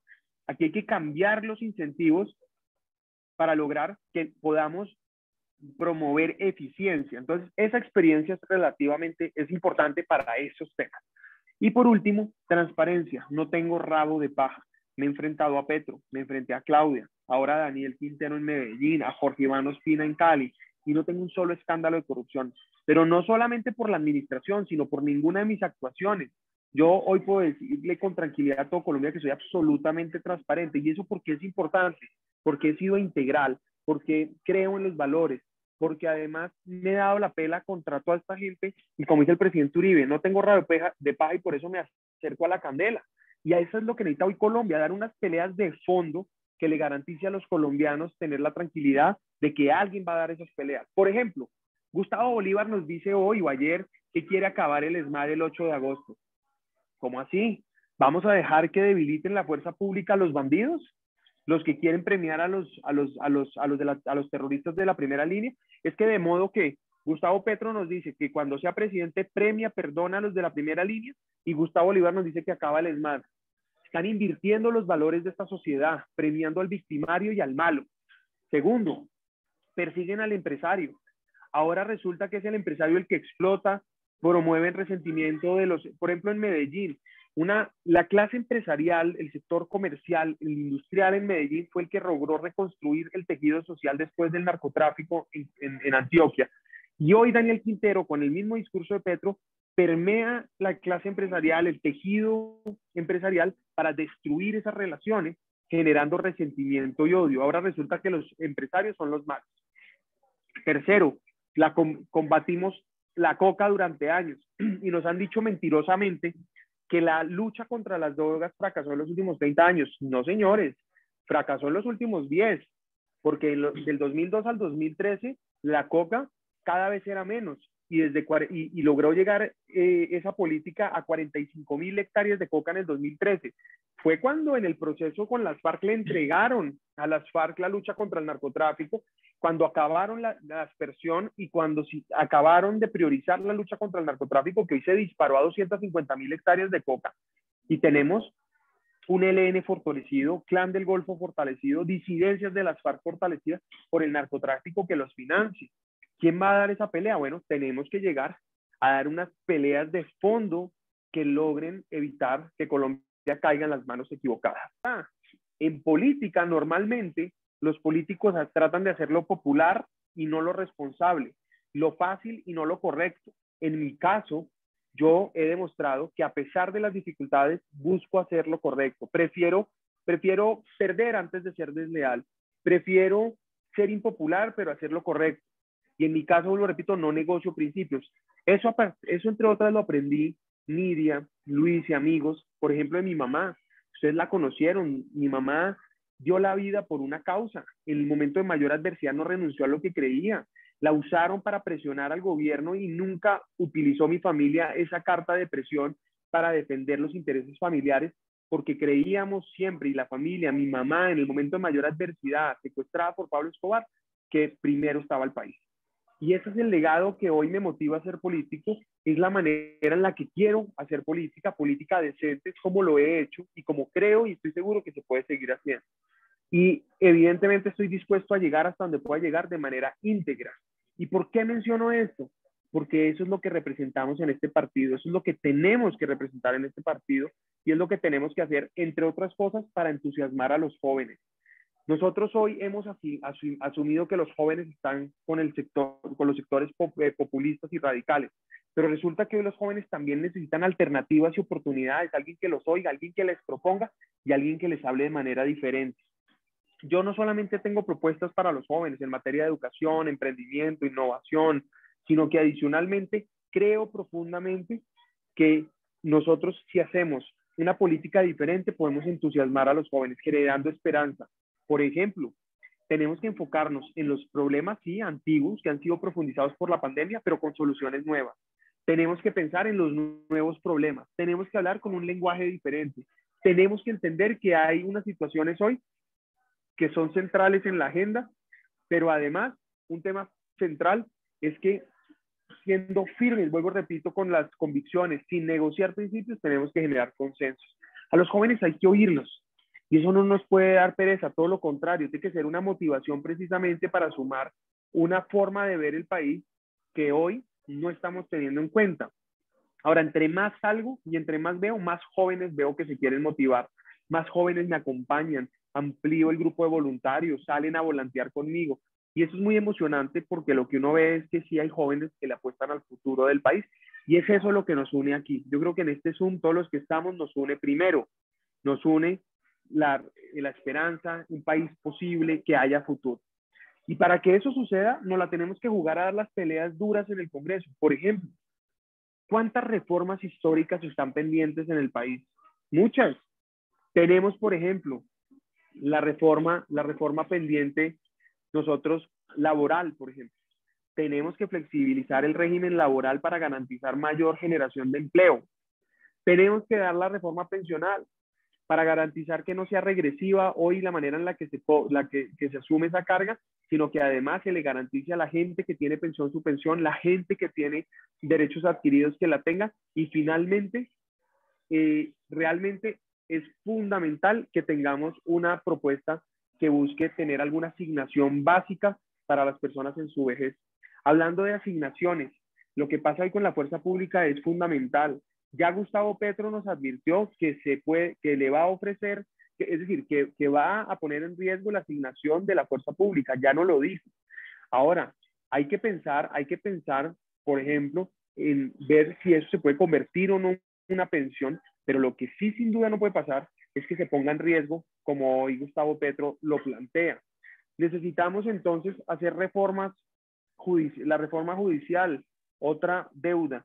En mi caso, central, trabajar el tema de la impunidad, de la reincidencia, por ejemplo, pero el tema de la impunidad es que hay más de 90% de impunidad en Colombia. Mientras eso suceda, pues es evidente que el mejor negocio en Colombia va a ser delinquir, y necesitamos garantizar que haya realmente una consecuencia. Entonces necesitamos, uno, reforma judicial, que a propósito que se centre también en la austeridad de la justicia. Hay que evaluar si con la plata que tiene la justicia está siendo o no eficiente. Dos, tenemos que modificar la manera en la que se eligen jueces. ¿Cómo es posible que los jueces del circuito, por ejemplo, sea por concursos y los jueces de las cortes sean por ser amigos? Tenemos que buscar evitar, cortar de tajo ese mecanismo que evidentemente no ha funcionado bien. De ahí sale el cartel de la toga, por ejemplo. Tenemos que trabajar en una reforma que sea oportuna, eficiente. Yo, por ejemplo, propongo que los juicios de corrupción tengan un procedimiento especial para que sean expeditos, porque no puede ser que alguien juzgado por un delito asociado a la corrupción se demore años y entonces termina prescribiendo o prescribiendo el delito, ¿no? Aquí que Jaime es experto en eso, en derecho penal, ¿cómo es posible que entonces personas como Petro se hagan los locos, ¿no? Y simplemente no tengan ninguna repercusión. Ahora, ¿qué es fundamental entonces en todas estas reformas? Pues generar realmente un país viable que respete las instituciones. Y yo siempre he dicho que la institución tal vez más importante para la democracia es la fuerza pública. La fuerza pública yo la he defendido con creces, no solamente en el discurso, porque hay mucha gente que dice defender a la fuerza pública, pero yo he tenido la oportunidad de demostrar cómo la defiendo. Claro, es importante demostrarla, defenderla en los debates, en los videos, en los medios, pero con hechos, en los momentos de mayor dificultad, he respaldado, por ejemplo, al ESMAD.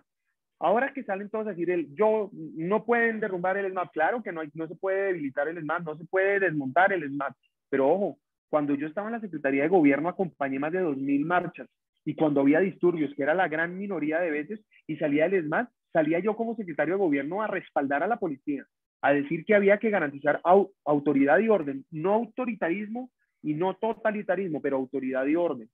Y siempre lo respaldé. siempre trabajé para apoyar a la fuerza pública.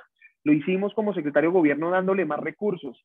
Pasamos de 180.000 millones de pesos a más de 600.000 millones de pesos en materia de seguridad, y buena parte de eso era para construir los comandos, invertir en el batallón de alta montaña de Sumapaz, en los equipamientos para la policía, etc.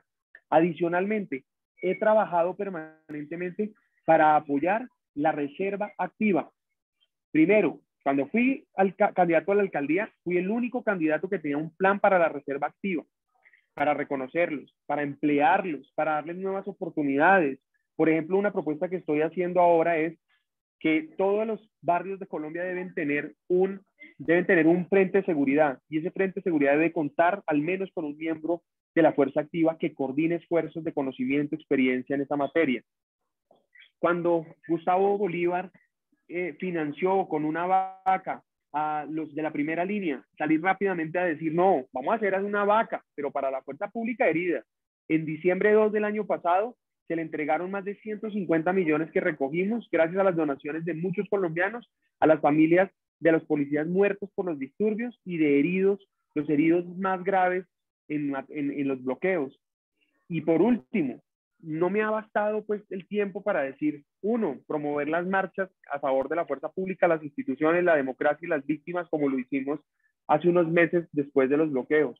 Dos, para proponer proyectos como el que les voy a mencionar que fortalezca la fuerza pública. Por ejemplo, hoy un policía en una ciudad prefiere evitar meterse con un delincuente en jíbaro porque va y lo coge y de pronto termina peor que el delincuente, le va más mal, porque resulta que el sistema persigue al policía peor que al delincuente, porque el delincuente termina con un mejor abogado que el policía, porque resulta que el policía es el que termina horas en investigaciones y el delincuente termina en la casa. Entonces, tenemos que dar y crear un marco jurídico que le permita, en el marco de la legalidad y derechos humanos, a la fuerza pública actuar contra la criminalidad. Necesitamos entonces darle la certeza que eso van a tener el apoyo del sistema, de la institucionalidad, claro, en el marco de la ley y derechos humanos. Tenemos que reivindicar los derechos de retiro de la fuerza pública. No podemos permitir que esté en riesgo, que los nuevos policías o nuevos militares tengan la tranquilidad de que van a tener unos derechos después de prestar ese servicio.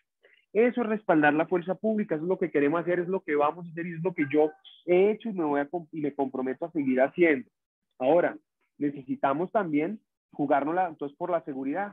Ayer estuve en Chocó, estuve en Quibdó, hace unas semanas estuve en Cali, que es todavía destruida por la primera línea, pero ayer en Quibdó el problema de la inseguridad es absurdo.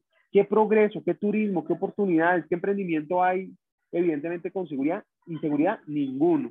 Y es ahí donde nosotros tenemos que priorizar, y es ahí donde el Centro Democrático, el partido y el sector que le debemos la lucha contra el terrorismo y narcotráfico durante tantos años, pues tiene que cobrar vigencia hoy en un momento de tanta dificultad.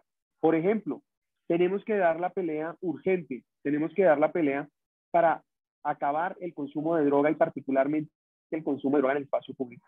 Estoy promoviendo que haya un proyecto de ley que prohíba el consumo de droga en el espacio público. ¿Por qué? Porque cuando hay consumo de droga en el espacio público, los jíbaros envenenan a los jóvenes, les ofrecen droga, les ofrecen realmente, los reclutan. Tenemos que acabar el consumo de droga en el espacio público. Dos, tenemos que apoyar la contrainteligencia, inteligencia estratégica e investigación criminal para poder atacar con mayor contundencia el crimen organizado. Necesitamos también trabajar, por ejemplo, para desarticular la cadena de valor de los delitos y enfocarnos y darle prioridad también a toda la estructura de valor, no solamente al hurto, sino a lo que pasa con los objetos robados de ahí en adelante. Obviamente ese tipo de cosas son las cosas que yo creo que podemos hacer desde el Senado con leyes reales que podamos promover. Pero también hay una herramienta fundamental y se llama control político. Hay que hacerle control político a los malos alcaldes y al mal gobierno en su caso si hubiera, pero a los alcaldes también, los que tienen familia ustedes en Bogotá, en Cali, saben que hay un desconocimiento, una falta de atención absoluta en la inseguridad o a la seguridad. Claudia López prometió ser la jefe de policía, pero parece más la jefe de los bandidos. Claudia López le entregó la ciudad a los criminales de la primera línea, Ayer estos desadaptados que van a destruir un hotel parecen premiados, casi que justificados, porque les parece muy bien atacar a quien no piensa como ellos. Ese es el riesgo de un gobierno como Gustavo Petro. Gustavo Petro promueve el odio en contra de quien no lo apoya, censura y critica a quien no lo respalda, no le gusta la prensa que lo expone. Y ahí es donde nosotros tenemos que decir que somos demócratas, que luchamos por la libertad precisamente, libertad que a ellos les beneficia. Y por el contrario, nos oponemos a esa manera en la que ellos censuran, excluyen, segregan. Yo creo que hoy es importante entonces que el Congreso haga ese control político, que se oponga a los malos alcaldes en materia de seguridad, pero en otro tipo de cosas también. Por ejemplo, el plan de ordenamiento territorial en Bogotá. Claudia López sacó arbitrariamente un plan de ordenamiento que va a subir el valor del suelo en Bogotá, excluyendo a las personas más vulnerables de la ciudad. Yo presenté una demanda para el POD y eso es lo que hay que hacer desde el Senado, reaccionar rápidamente a las actuaciones las malas actuaciones de los malos alcaldes con el propósito de poder proteger las regiones. En este caso no solo Bogotá, no, todas. Si nosotros, por ejemplo, en Quibdó, hablando de que ayer estuve en Quibdó, la nueva es el Hospital de San Francisco de Asís, lleva 6 meses intervenida sin pagarle sueldos a los funcionarios. Comparo el día de ayer, un problema social gigantesco, pues hay que salir y decir, ojo, miren lo que está pasando. El tema del desempleo en Quibdó o en Tolima, el desempleo juvenil, los problemas regionales también ameritan que haya voceros que logren mover los temas a nivel nacional y es parte de lo que tenemos que hacer. Incluso los temas en el extranjero. Yo voy a ser vocero de los colombianos en el extranjero. Ustedes saben, tuve la oportunidad, pues ahora tengo que volver a terminar la maestría. Los 6 meses pasados estuve viviendo en Boston, pero he tenido la oportunidad de construir una serie de vínculos con muchos de ustedes, incluso también con otros grupos en Estados Unidos, con los que he cada vez aprendido con mayor profundidad los problemas que tiene o a los que se enfrenta un colombiano en el exterior, los temas de migración, los temas de educación, los temas laborales, entre otros. Pero obviamente quiero ser un vocero en el sentido en que tengo que conversar con ustedes con el propósito de, pues, si bien solo tienen cámara en el exterior, pues conmigo van a tener un senador con el que pueden conversar permanentemente y con el que podamos liderar proyectos y con que además vale la pena mencionar, los representantes del exterior van a tener un aliado también para hacer equipo. Entonces, es central que hagamos ese trabajo en el Congreso, eso es a lo que quiero llegar. Ahora, otro tema fundamental, generación de empresa. Hoy está en riesgo. Hace unos días estuve en Medellín hablando con una compañía. Esa compañía, yo pregunté a los empleados cuántos venezolanos hay. Resulta que había 68 venezolanos en esa compañía. Pregunté yo entonces, ¿vienen por necesidad o por gusto? Levanta la mano un señor diciendo, mire, yo soy venezolano, y cuenta su historia. Y con la voz quebrada nos cuenta que le tocó botar todo en la caneca en Venezuela, perderlo todo por cuenta de la persecución en Venezuela, que además él mismo dijo, Gustavo Petro, con Chávez hace 24 años establecieron como modelo social, económico y político. Pero además, ¿qué pasó en Venezuela de fondo? Acabaron el sector productivo, acabaron la empresa, acabaron el comercio, acabaron la industria, acabaron el empleo. Eso es a lo que hoy se somete Colombia si llegara a estar un mal presidente, pues particularmente Gustavo Petro y algunos otros asociados en el gobierno. Y eso es lo que hay que llegar a dar, esas peleas para defender, 1, la propiedad privada, 2, el ahorro de los colombianos, 3, la seguridad jurídica. Tenemos un crecimiento único en el mundo casi después de Arabia Saudita de 10.6, pero ojo, podemos fallar en mantener ese crecimiento si tenemos un mal gobierno porque la volatilidad y la incertidumbre pues finalmente termina ahuyentando la inversión, generando miedo, como la cláusula Petro, la gente abriendo cada vez más cuentas en el extranjero. Ustedes lo han visto, lo han vivido. Seguro que sus familiares les dicen cómo hago para sacar la plata. La gente muerta del susto con lo que podría llegar a pasar si nosotros no tomamos la decisión correcta. Ahora, ¿cuál es el reto también? Generar ese crecimiento económico, volverlo desarrollo.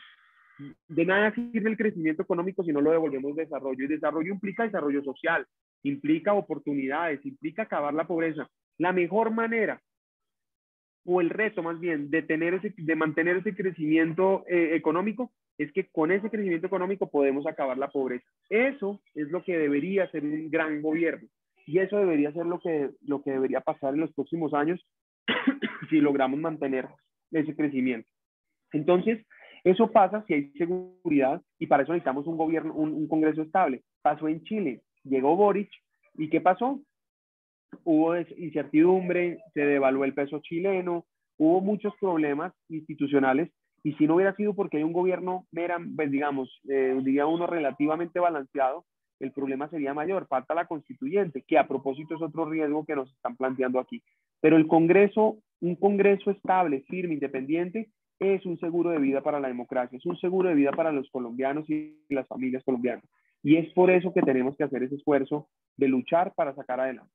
Abiertamente quiero invitarlos a que me ayuden a ser senador, a que me den la oportunidad y la confianza para votar por mí, que me acompañen y me den esa opción de ser senador, sacar una votación representativa, contundente, que me ayude a llevar más senadores o llevemos más senadores al Congreso, que permitamos que buenos senadores puedan incluso ganar con menos votos, pero particularmente demostrar que el Centro Democrático siga siendo ese partido que defiende la democracia, la libertad, la fuerza pública y evidentemente que sea ese muro de contención contra Petro y compañía.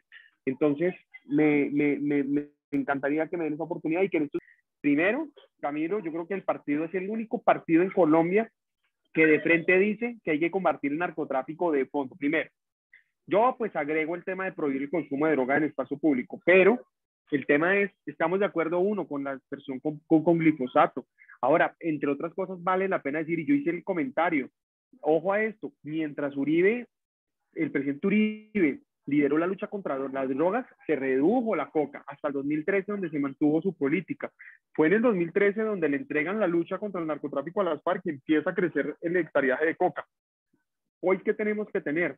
La claridad absoluta de que el glifosato, bien utilizado con tecnología, con precisión, contando el aire, etcétera, en las corrientes de viento, vamos a ser mucho más efectivos y el impacto ambiental es mínimo. Pero además de eso, claro que hay que apoyar todas las otras formas, sustitución voluntaria, erradicación. Creo en, como tú dices, no solo el cultivo de cacao, sino otro tipo de cultivos pueden ser muy interesantes para poder explotar esa sustitución, pero además eso implica también tener inversión en vías terciarias. De nada sirve tener cultivos si no hay vías y comunicación, primero por el costo de transporte y segundo pues por la incapacidad de sacar el producto. Entonces, eso tiene una, digamos, este partido es el partido que se la ha jugado. Entonces yo lo que te diría, Camilo, es que eso no creo que yo sea cierto, nunca he oído a Oscar Iván decir eso, yo pues te estoy diciendo lo que pienso y creo, podría estar seguro que si no todos, la inmensa mayoría del partido cree lo que yo estoy diciendo. Así que, por favor, no te nos vayas, que necesitamos cada voto y ese es el único partido que va a defender la democracia y la libertad. Ustedes como candidatos de partidos de derecha, ¿ha habido algún tipo, digamos, de la cabeza de esos movimientos políticos, algún tipo de reunión, ha habido algún tipo de acuerdo para que cuando lleguen al Congreso, que muy seguramente van a llegar, ustedes tengan un bloque unido para hacer frente a lo que puede pasar si no llega Petro? Porque si no llega, de todas maneras va a llegar con una buena fuerza en el Congreso para afrontar todo lo que piensan hacer, y se imagina uno que piensan hacer con tema de primera línea y todo eso, o para irse en contra de lo que él podría hacer si llegase a ser presidente, que no creo que va a pasar. Hay una unión de todos los partidos de derecha para eso y para ayudar a cualquiera que sea el presidente de derecha, porque es que a veces llega el presidente y dice, no, es que si el Congreso no deja hacer, el presidente no puede hacer nada. Entonces, así nos la pasamos cada 4 años. ¿Hay alguna unidad pues de todos estos partidos de derecha que cada cabeza de partido sea como el representante de ese partido y hagan un tipo de reunión donde se pongan de acuerdo en ciertos puntos neurálgicos? Mira, Jorge, gracias por tu pregunta. Yo creo que parte de lo que expliqué o propuse en el comienzo de mi intervención atendía a esa preocupación. Si bien entiendo tu preocupación es, solos no lo logramos, tenemos que unirnos. Y yo estoy planteando exactamente eso, hay que construir consensos alrededor de valores democráticos. Hay que lograr generar un consenso, un muro de contención, una fuerza democrática en el Congreso, y yo prácticamente creo que soy una persona que puedo servir en ese propósito, porque soy firme defendiendo convicciones, porque no nego sus principios, pero también porque genero consensos, construyo desde la diferencia. He demostrado desde que soy concejal, secretario de gobierno, candidato a la alcaldía, siempre unir diferentes sectores con ese propósito, en este caso, pues defender el país de esta gente. Entonces, yo lo que creo es que tenemos que proponer realmente dar esa serie de conversaciones. Ahora, el momento de esas conversaciones, de generar esa posible coalición democrática en contra del populismo, pues será después de la elección del Congreso. Eso será muy rápido, es decir, porque tenemos que empezar a ver cómo queda hoy conformado el Congreso. Pero esas conversaciones antes de ver cómo queda conformado el Congreso probablemente son, digamos, no son todavía el momento. Esas conversaciones tienen un momento y seguro se darán allá. Pero lo que sí puedo tener casi la certeza es que todos quienes hacemos parte de estos movimientos democráticos, que defendemos la democracia, la libertad, estamos conscientes de que hay que buscar algún tipo de unidad. Ojo, no todos los de estos partidos lo quieren hacer. En el Centro Democrático tenemos la tranquilidad y la ventaja de que aquí no se van a vender, nadie se va a vender en el Centro Democrático, ni a Petro ni a un mal presidente. Pero hay otros partidos donde desafortunadamente ya hay gente allá. No, yo no me voy a poner aquí a hablar uno por un partido, pero si ustedes ven, en cada partido pueden encontrar quiénes están con Petro, quiénes están en el Pacto Histórico, quiénes están con Fajardo o compañía, y hay que tener cuidado porque precisamente ahí es donde tenemos que garantizar, pues crear una mayoría, porque yo también advertí, como lo dices tú, de la posibilidad de que Petro, perdiendo igual, tenga una posibilidad representativa o significativa en el Congreso que evidentemente va a utilizar para perseguir pues todo lo que ya hemos mencionado. Entonces, bueno, mi respuesta es, hoy creo que hay conciencia de lo que tú estás planteando. Esa reunión no creo que sea el momento en este pertinente, digamos antes del 13, después del 13, en medio de la campaña presidencial y después de ver cómo queda el Congreso, seguro que se va a dar. Para complementarle a Jorge su preocupación, mira, una cosa sí te puedo decir con toda seguridad, los candidatos tanto al Senado como a la Cámara de Representantes por parte del Partido Centro Democrático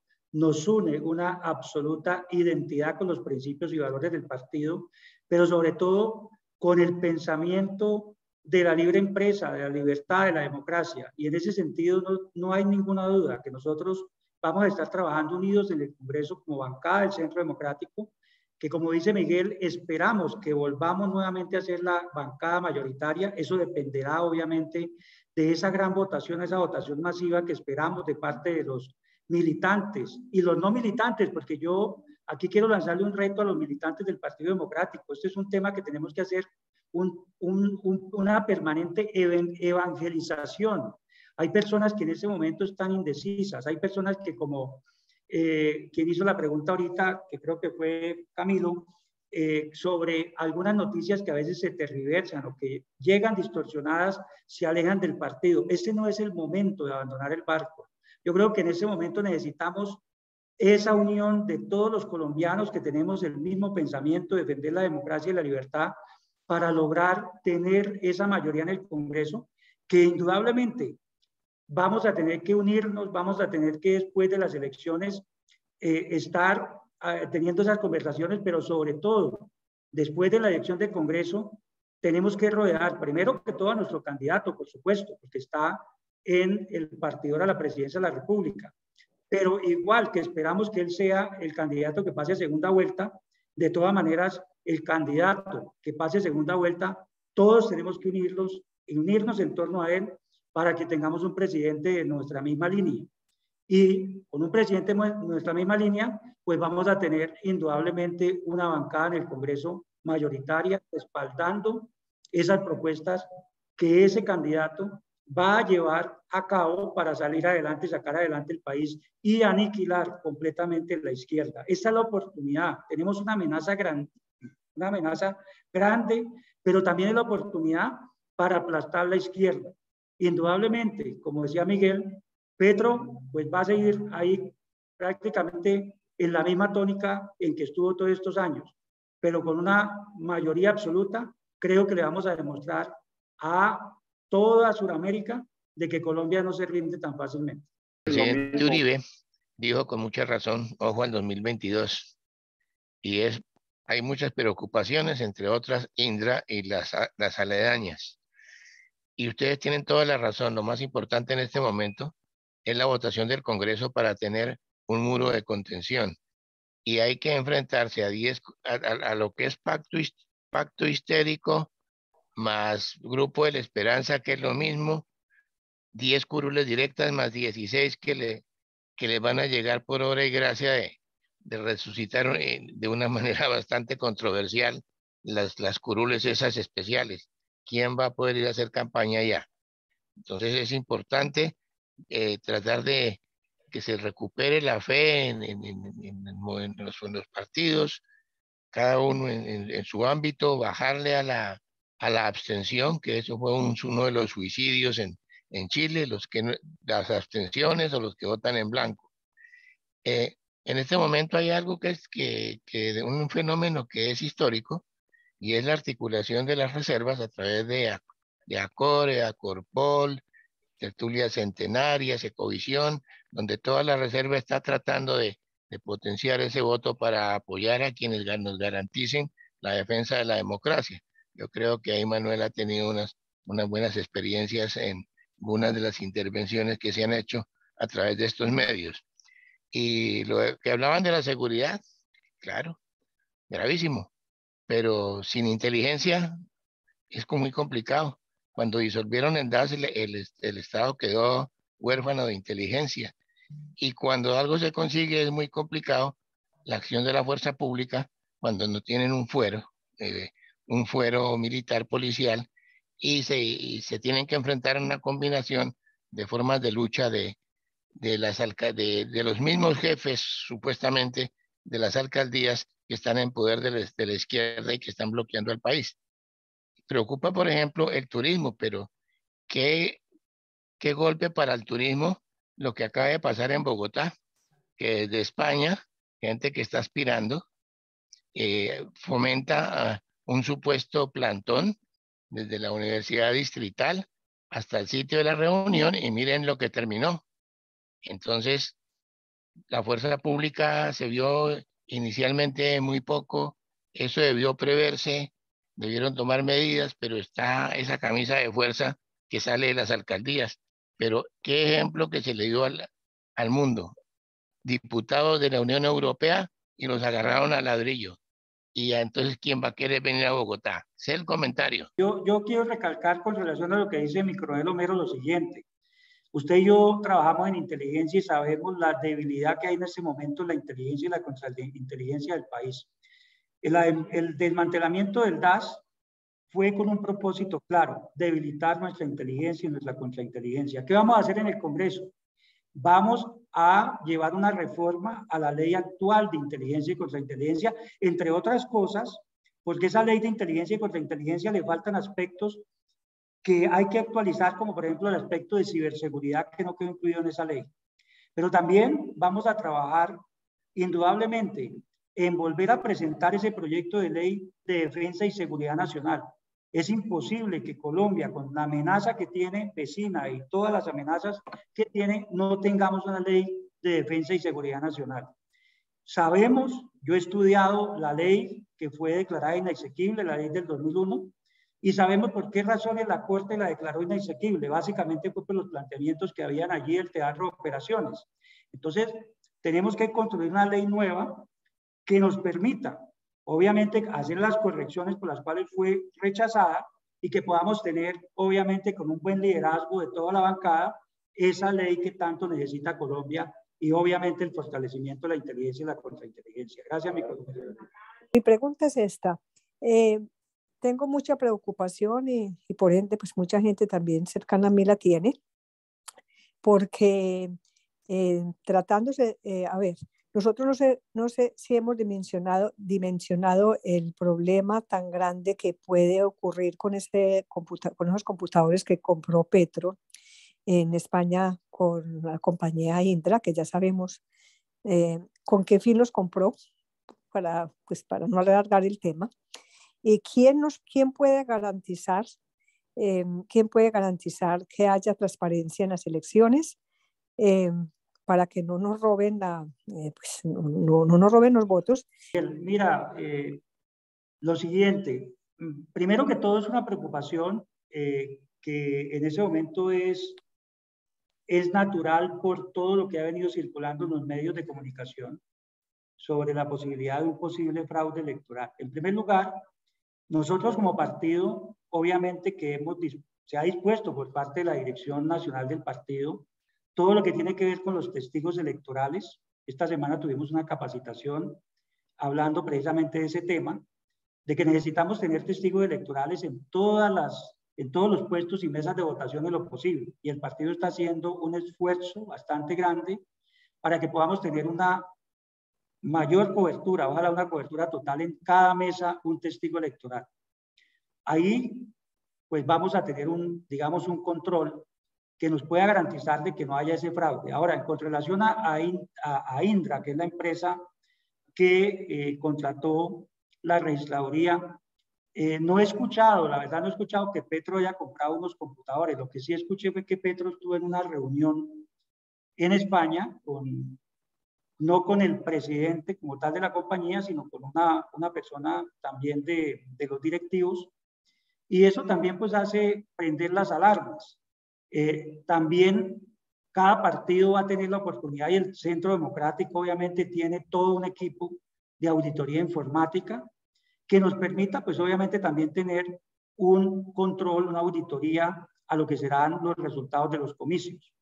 Es válida la preocupación, por lo que digo, las noticias que a veces pues exageran un poquito. No sé Miguel, si tú has escuchado esa noticia de que Petro ha comprado computadores, pero lo que sí sabemos indudablemente es que hay cosas muy extrañas, pero el Centro Democrático está tomando las medidas correspondientes. Sí, yo agregaría simplemente que eso que está diciendo Manuel, lo que tenemos que hacer, salir ejército de testigos, y es la única forma que tenemos. Pues evidentemente es pedir que ojalá haya una forma de hacer equipo entre todos los candidatos, y que los testigos de Miguel cuiden los votos de Manuel, y los testigos de Manuel cuiden los votos del otro candidato, y así sucesivamente. Es la única forma de hacer equipo. Entonces creo que es la única manera, pero evidentemente es un riesgo siempre, y mucho más ahora. Señores de la izquierda y la guerrilla como la JEP. Nosotros sabemos, ahorita hace poquito, además quiero comentarles, yo soy también, digamos, soy víctima, porque mi hermano fue asesinado en la toma del Palacio de Justicia, en la recuperación del Palacio, que era el mayor Héctor Aníbal Calero Cruz, y siempre ha quedado en la impunidad total. En cambio, ahorita están llamando a los militares, a la JEP, porque van a indemnizar a la familia de la guerrilla, como ya ocurrió en una ocasión. Entonces yo quiero preguntar puntualmente sobre ese aspecto, doctor Uribe, ¿cuál es el planteamiento que ustedes van a generar en el interior del Congreso con el fin de acabar con esa alcahuetería, que ese es un sistema de justicia adicional del bolsillo de estos señores?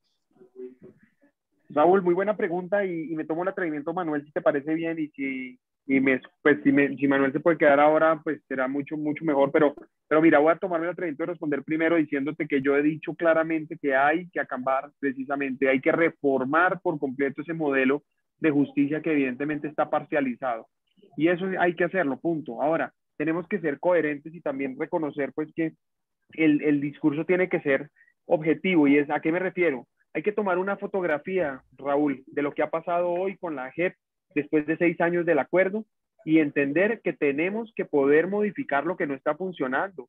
Como bien lo dices, el tratamiento injusto entre miembros de la guerrilla y las FARC, entre las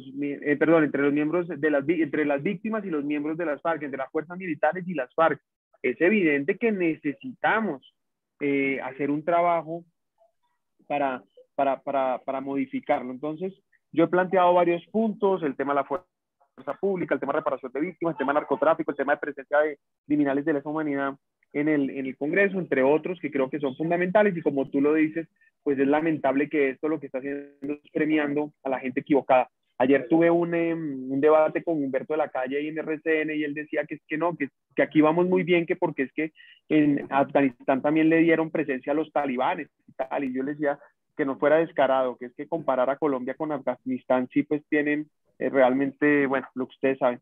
Entonces, la verdad es que, hombre, Colombia debería poderse comparar con los mejores países, no con el peor, pero donde más premiaron a los criminales fue allá y ahora vienen a decir que aquí, pues que bien que también hacemos lo mismo.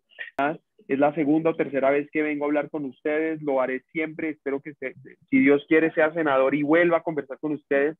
Me comprometo a ser su senador, voy a ser el senador de los colombianos en el exterior y además quisiera que Manuel fuera representante también para hacer equipo con él aquí en Bogotá. Necesitamos hacer equipo fuerte en la ciudad por la seguridad y por los demás temas.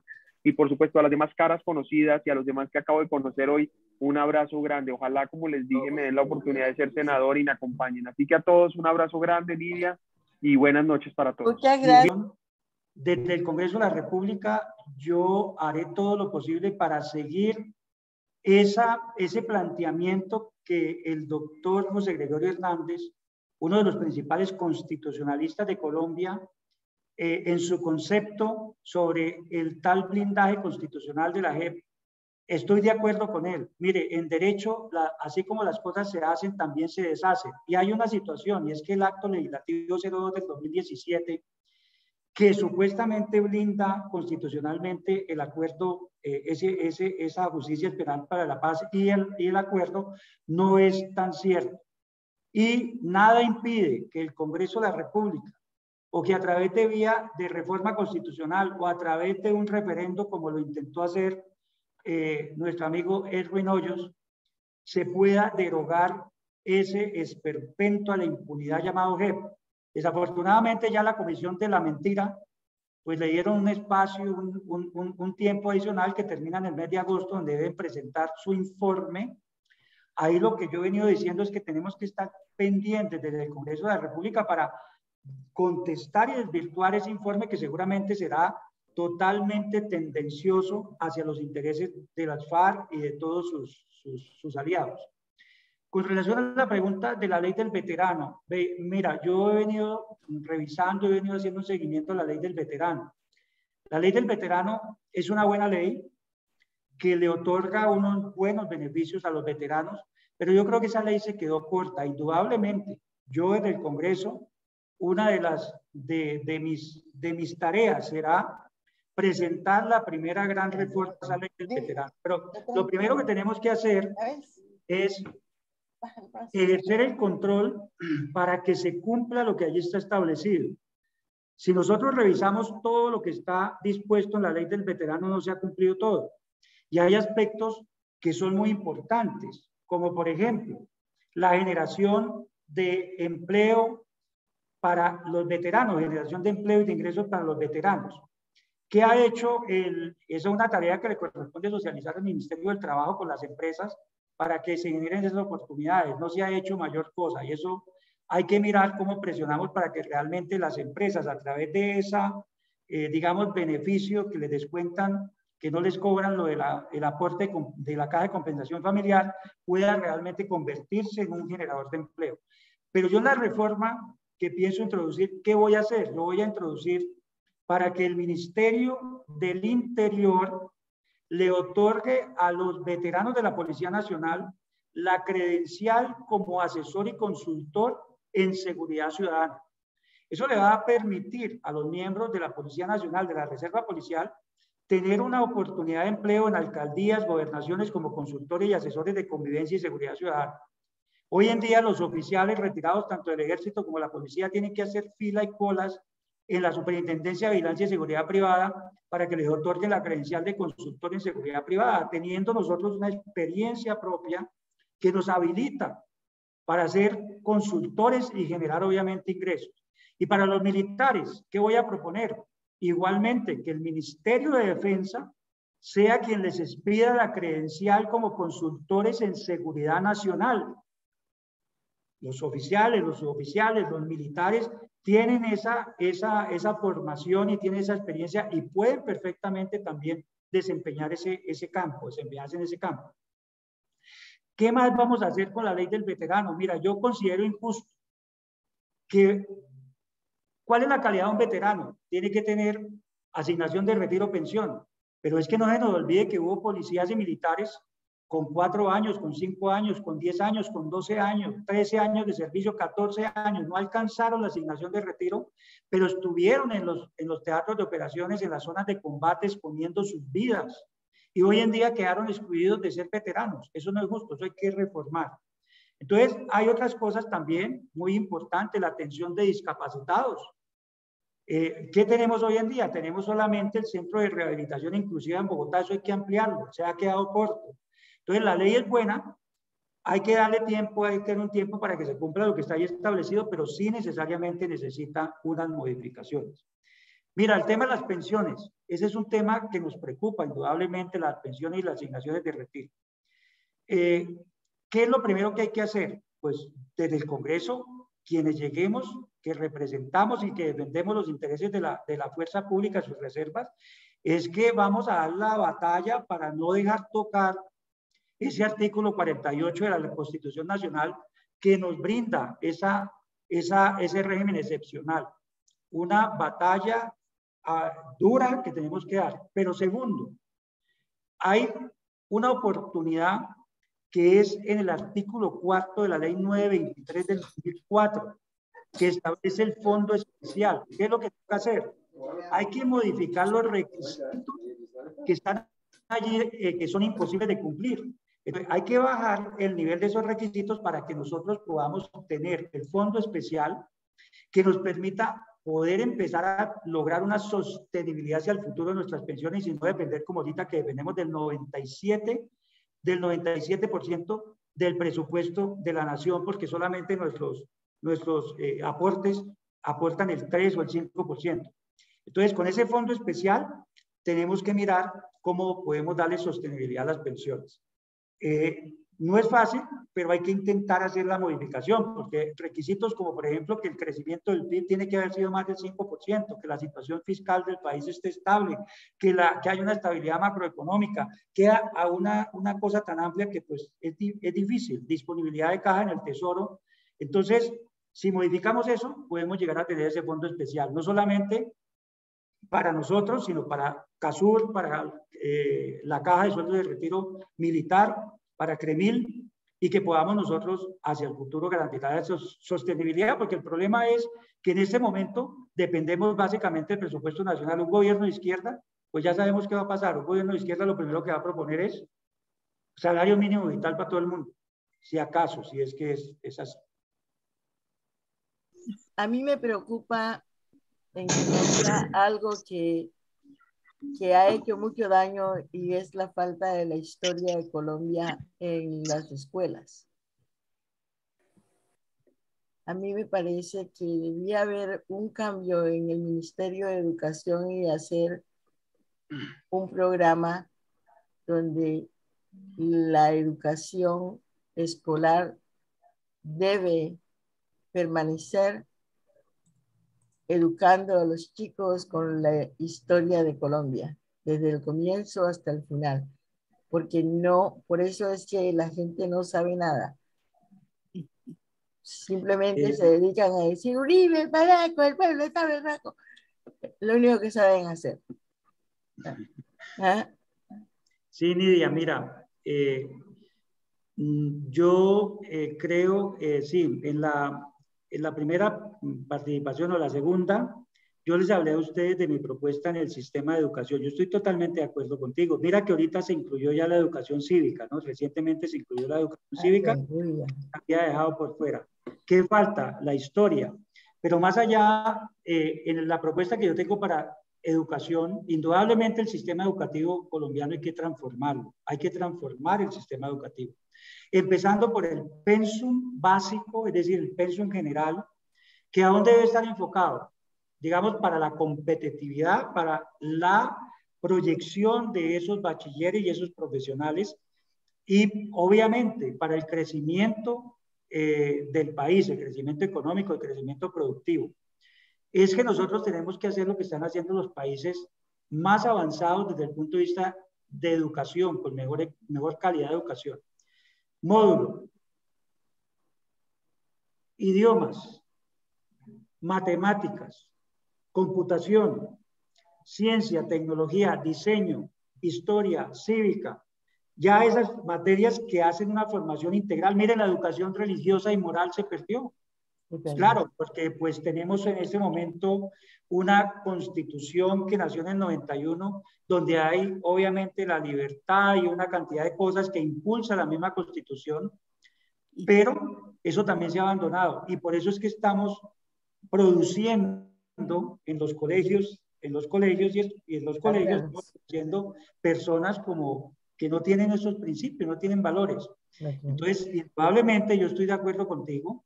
Una de mis propuestas en tema educativo es que hay que reformar la Ley General de Educación, hay que reformar el currículum y eso lo podemos hacer en un proyecto de ley. La Ley General de Educación en Colombia ya está obsoleta, hay que modificarla. Esa es otra tarea que me comprometo contigo desde el Congreso y con ustedes desde el Congreso voy a impulsar. Excelente, porque yo pienso... Nidia. Dígame. Perdón, te interrumpo. Dime, es sí. algo muy corto. Precisamente lo que hablaba Manuel.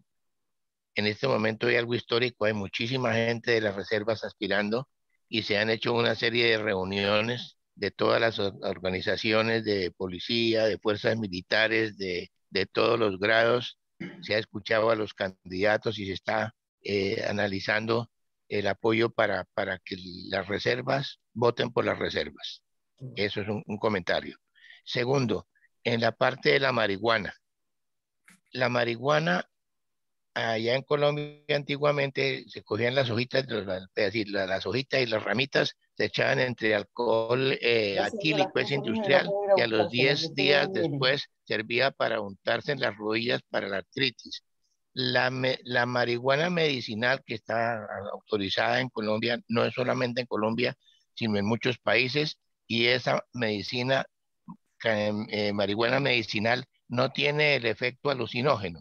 La están vendiendo en ungüentos, en gotas, en pastillas, y ya hay médicos especializados en la cuestión de la receta de ese empleo de la cannabis como medicina mezclada con otras cosas, pero esa no tiene alucinógeno y es diferente a la que llaman recreativa, que ese sí tiene el efecto alucinógeno y esa es la que está sometida a la parte de narcotráfico. Y eso está en varios países y hay una gran inversión para utilizar esa medicina alternativa con uno de sus elementos, la cannabis, pero esa no tiene la parte alucinógena. Ese es el comentario. Mi coronel, muchas gracias por el complemento. Nidia, muchas gracias por la invitación. Luis, por la presentación, a todos ustedes por la paciencia de esperarnos hasta ahora. Y nuevamente quiero hacerles la invitación para que por favor con sus amigos, familiares en Bogotá, por favor apoyen a Manuel Novoa Bermúdez, número 116, Cámara de Representantes por Bogotá. Muchísimas gracias, ha sido un placer de verdad volver a estar con ustedes. Nidia, estoy dispuesto a que me invites cuando quieras, con mucho gusto. No, y lo voy cuando regresa como congresista. Así es. Así será en el nombre de Dios.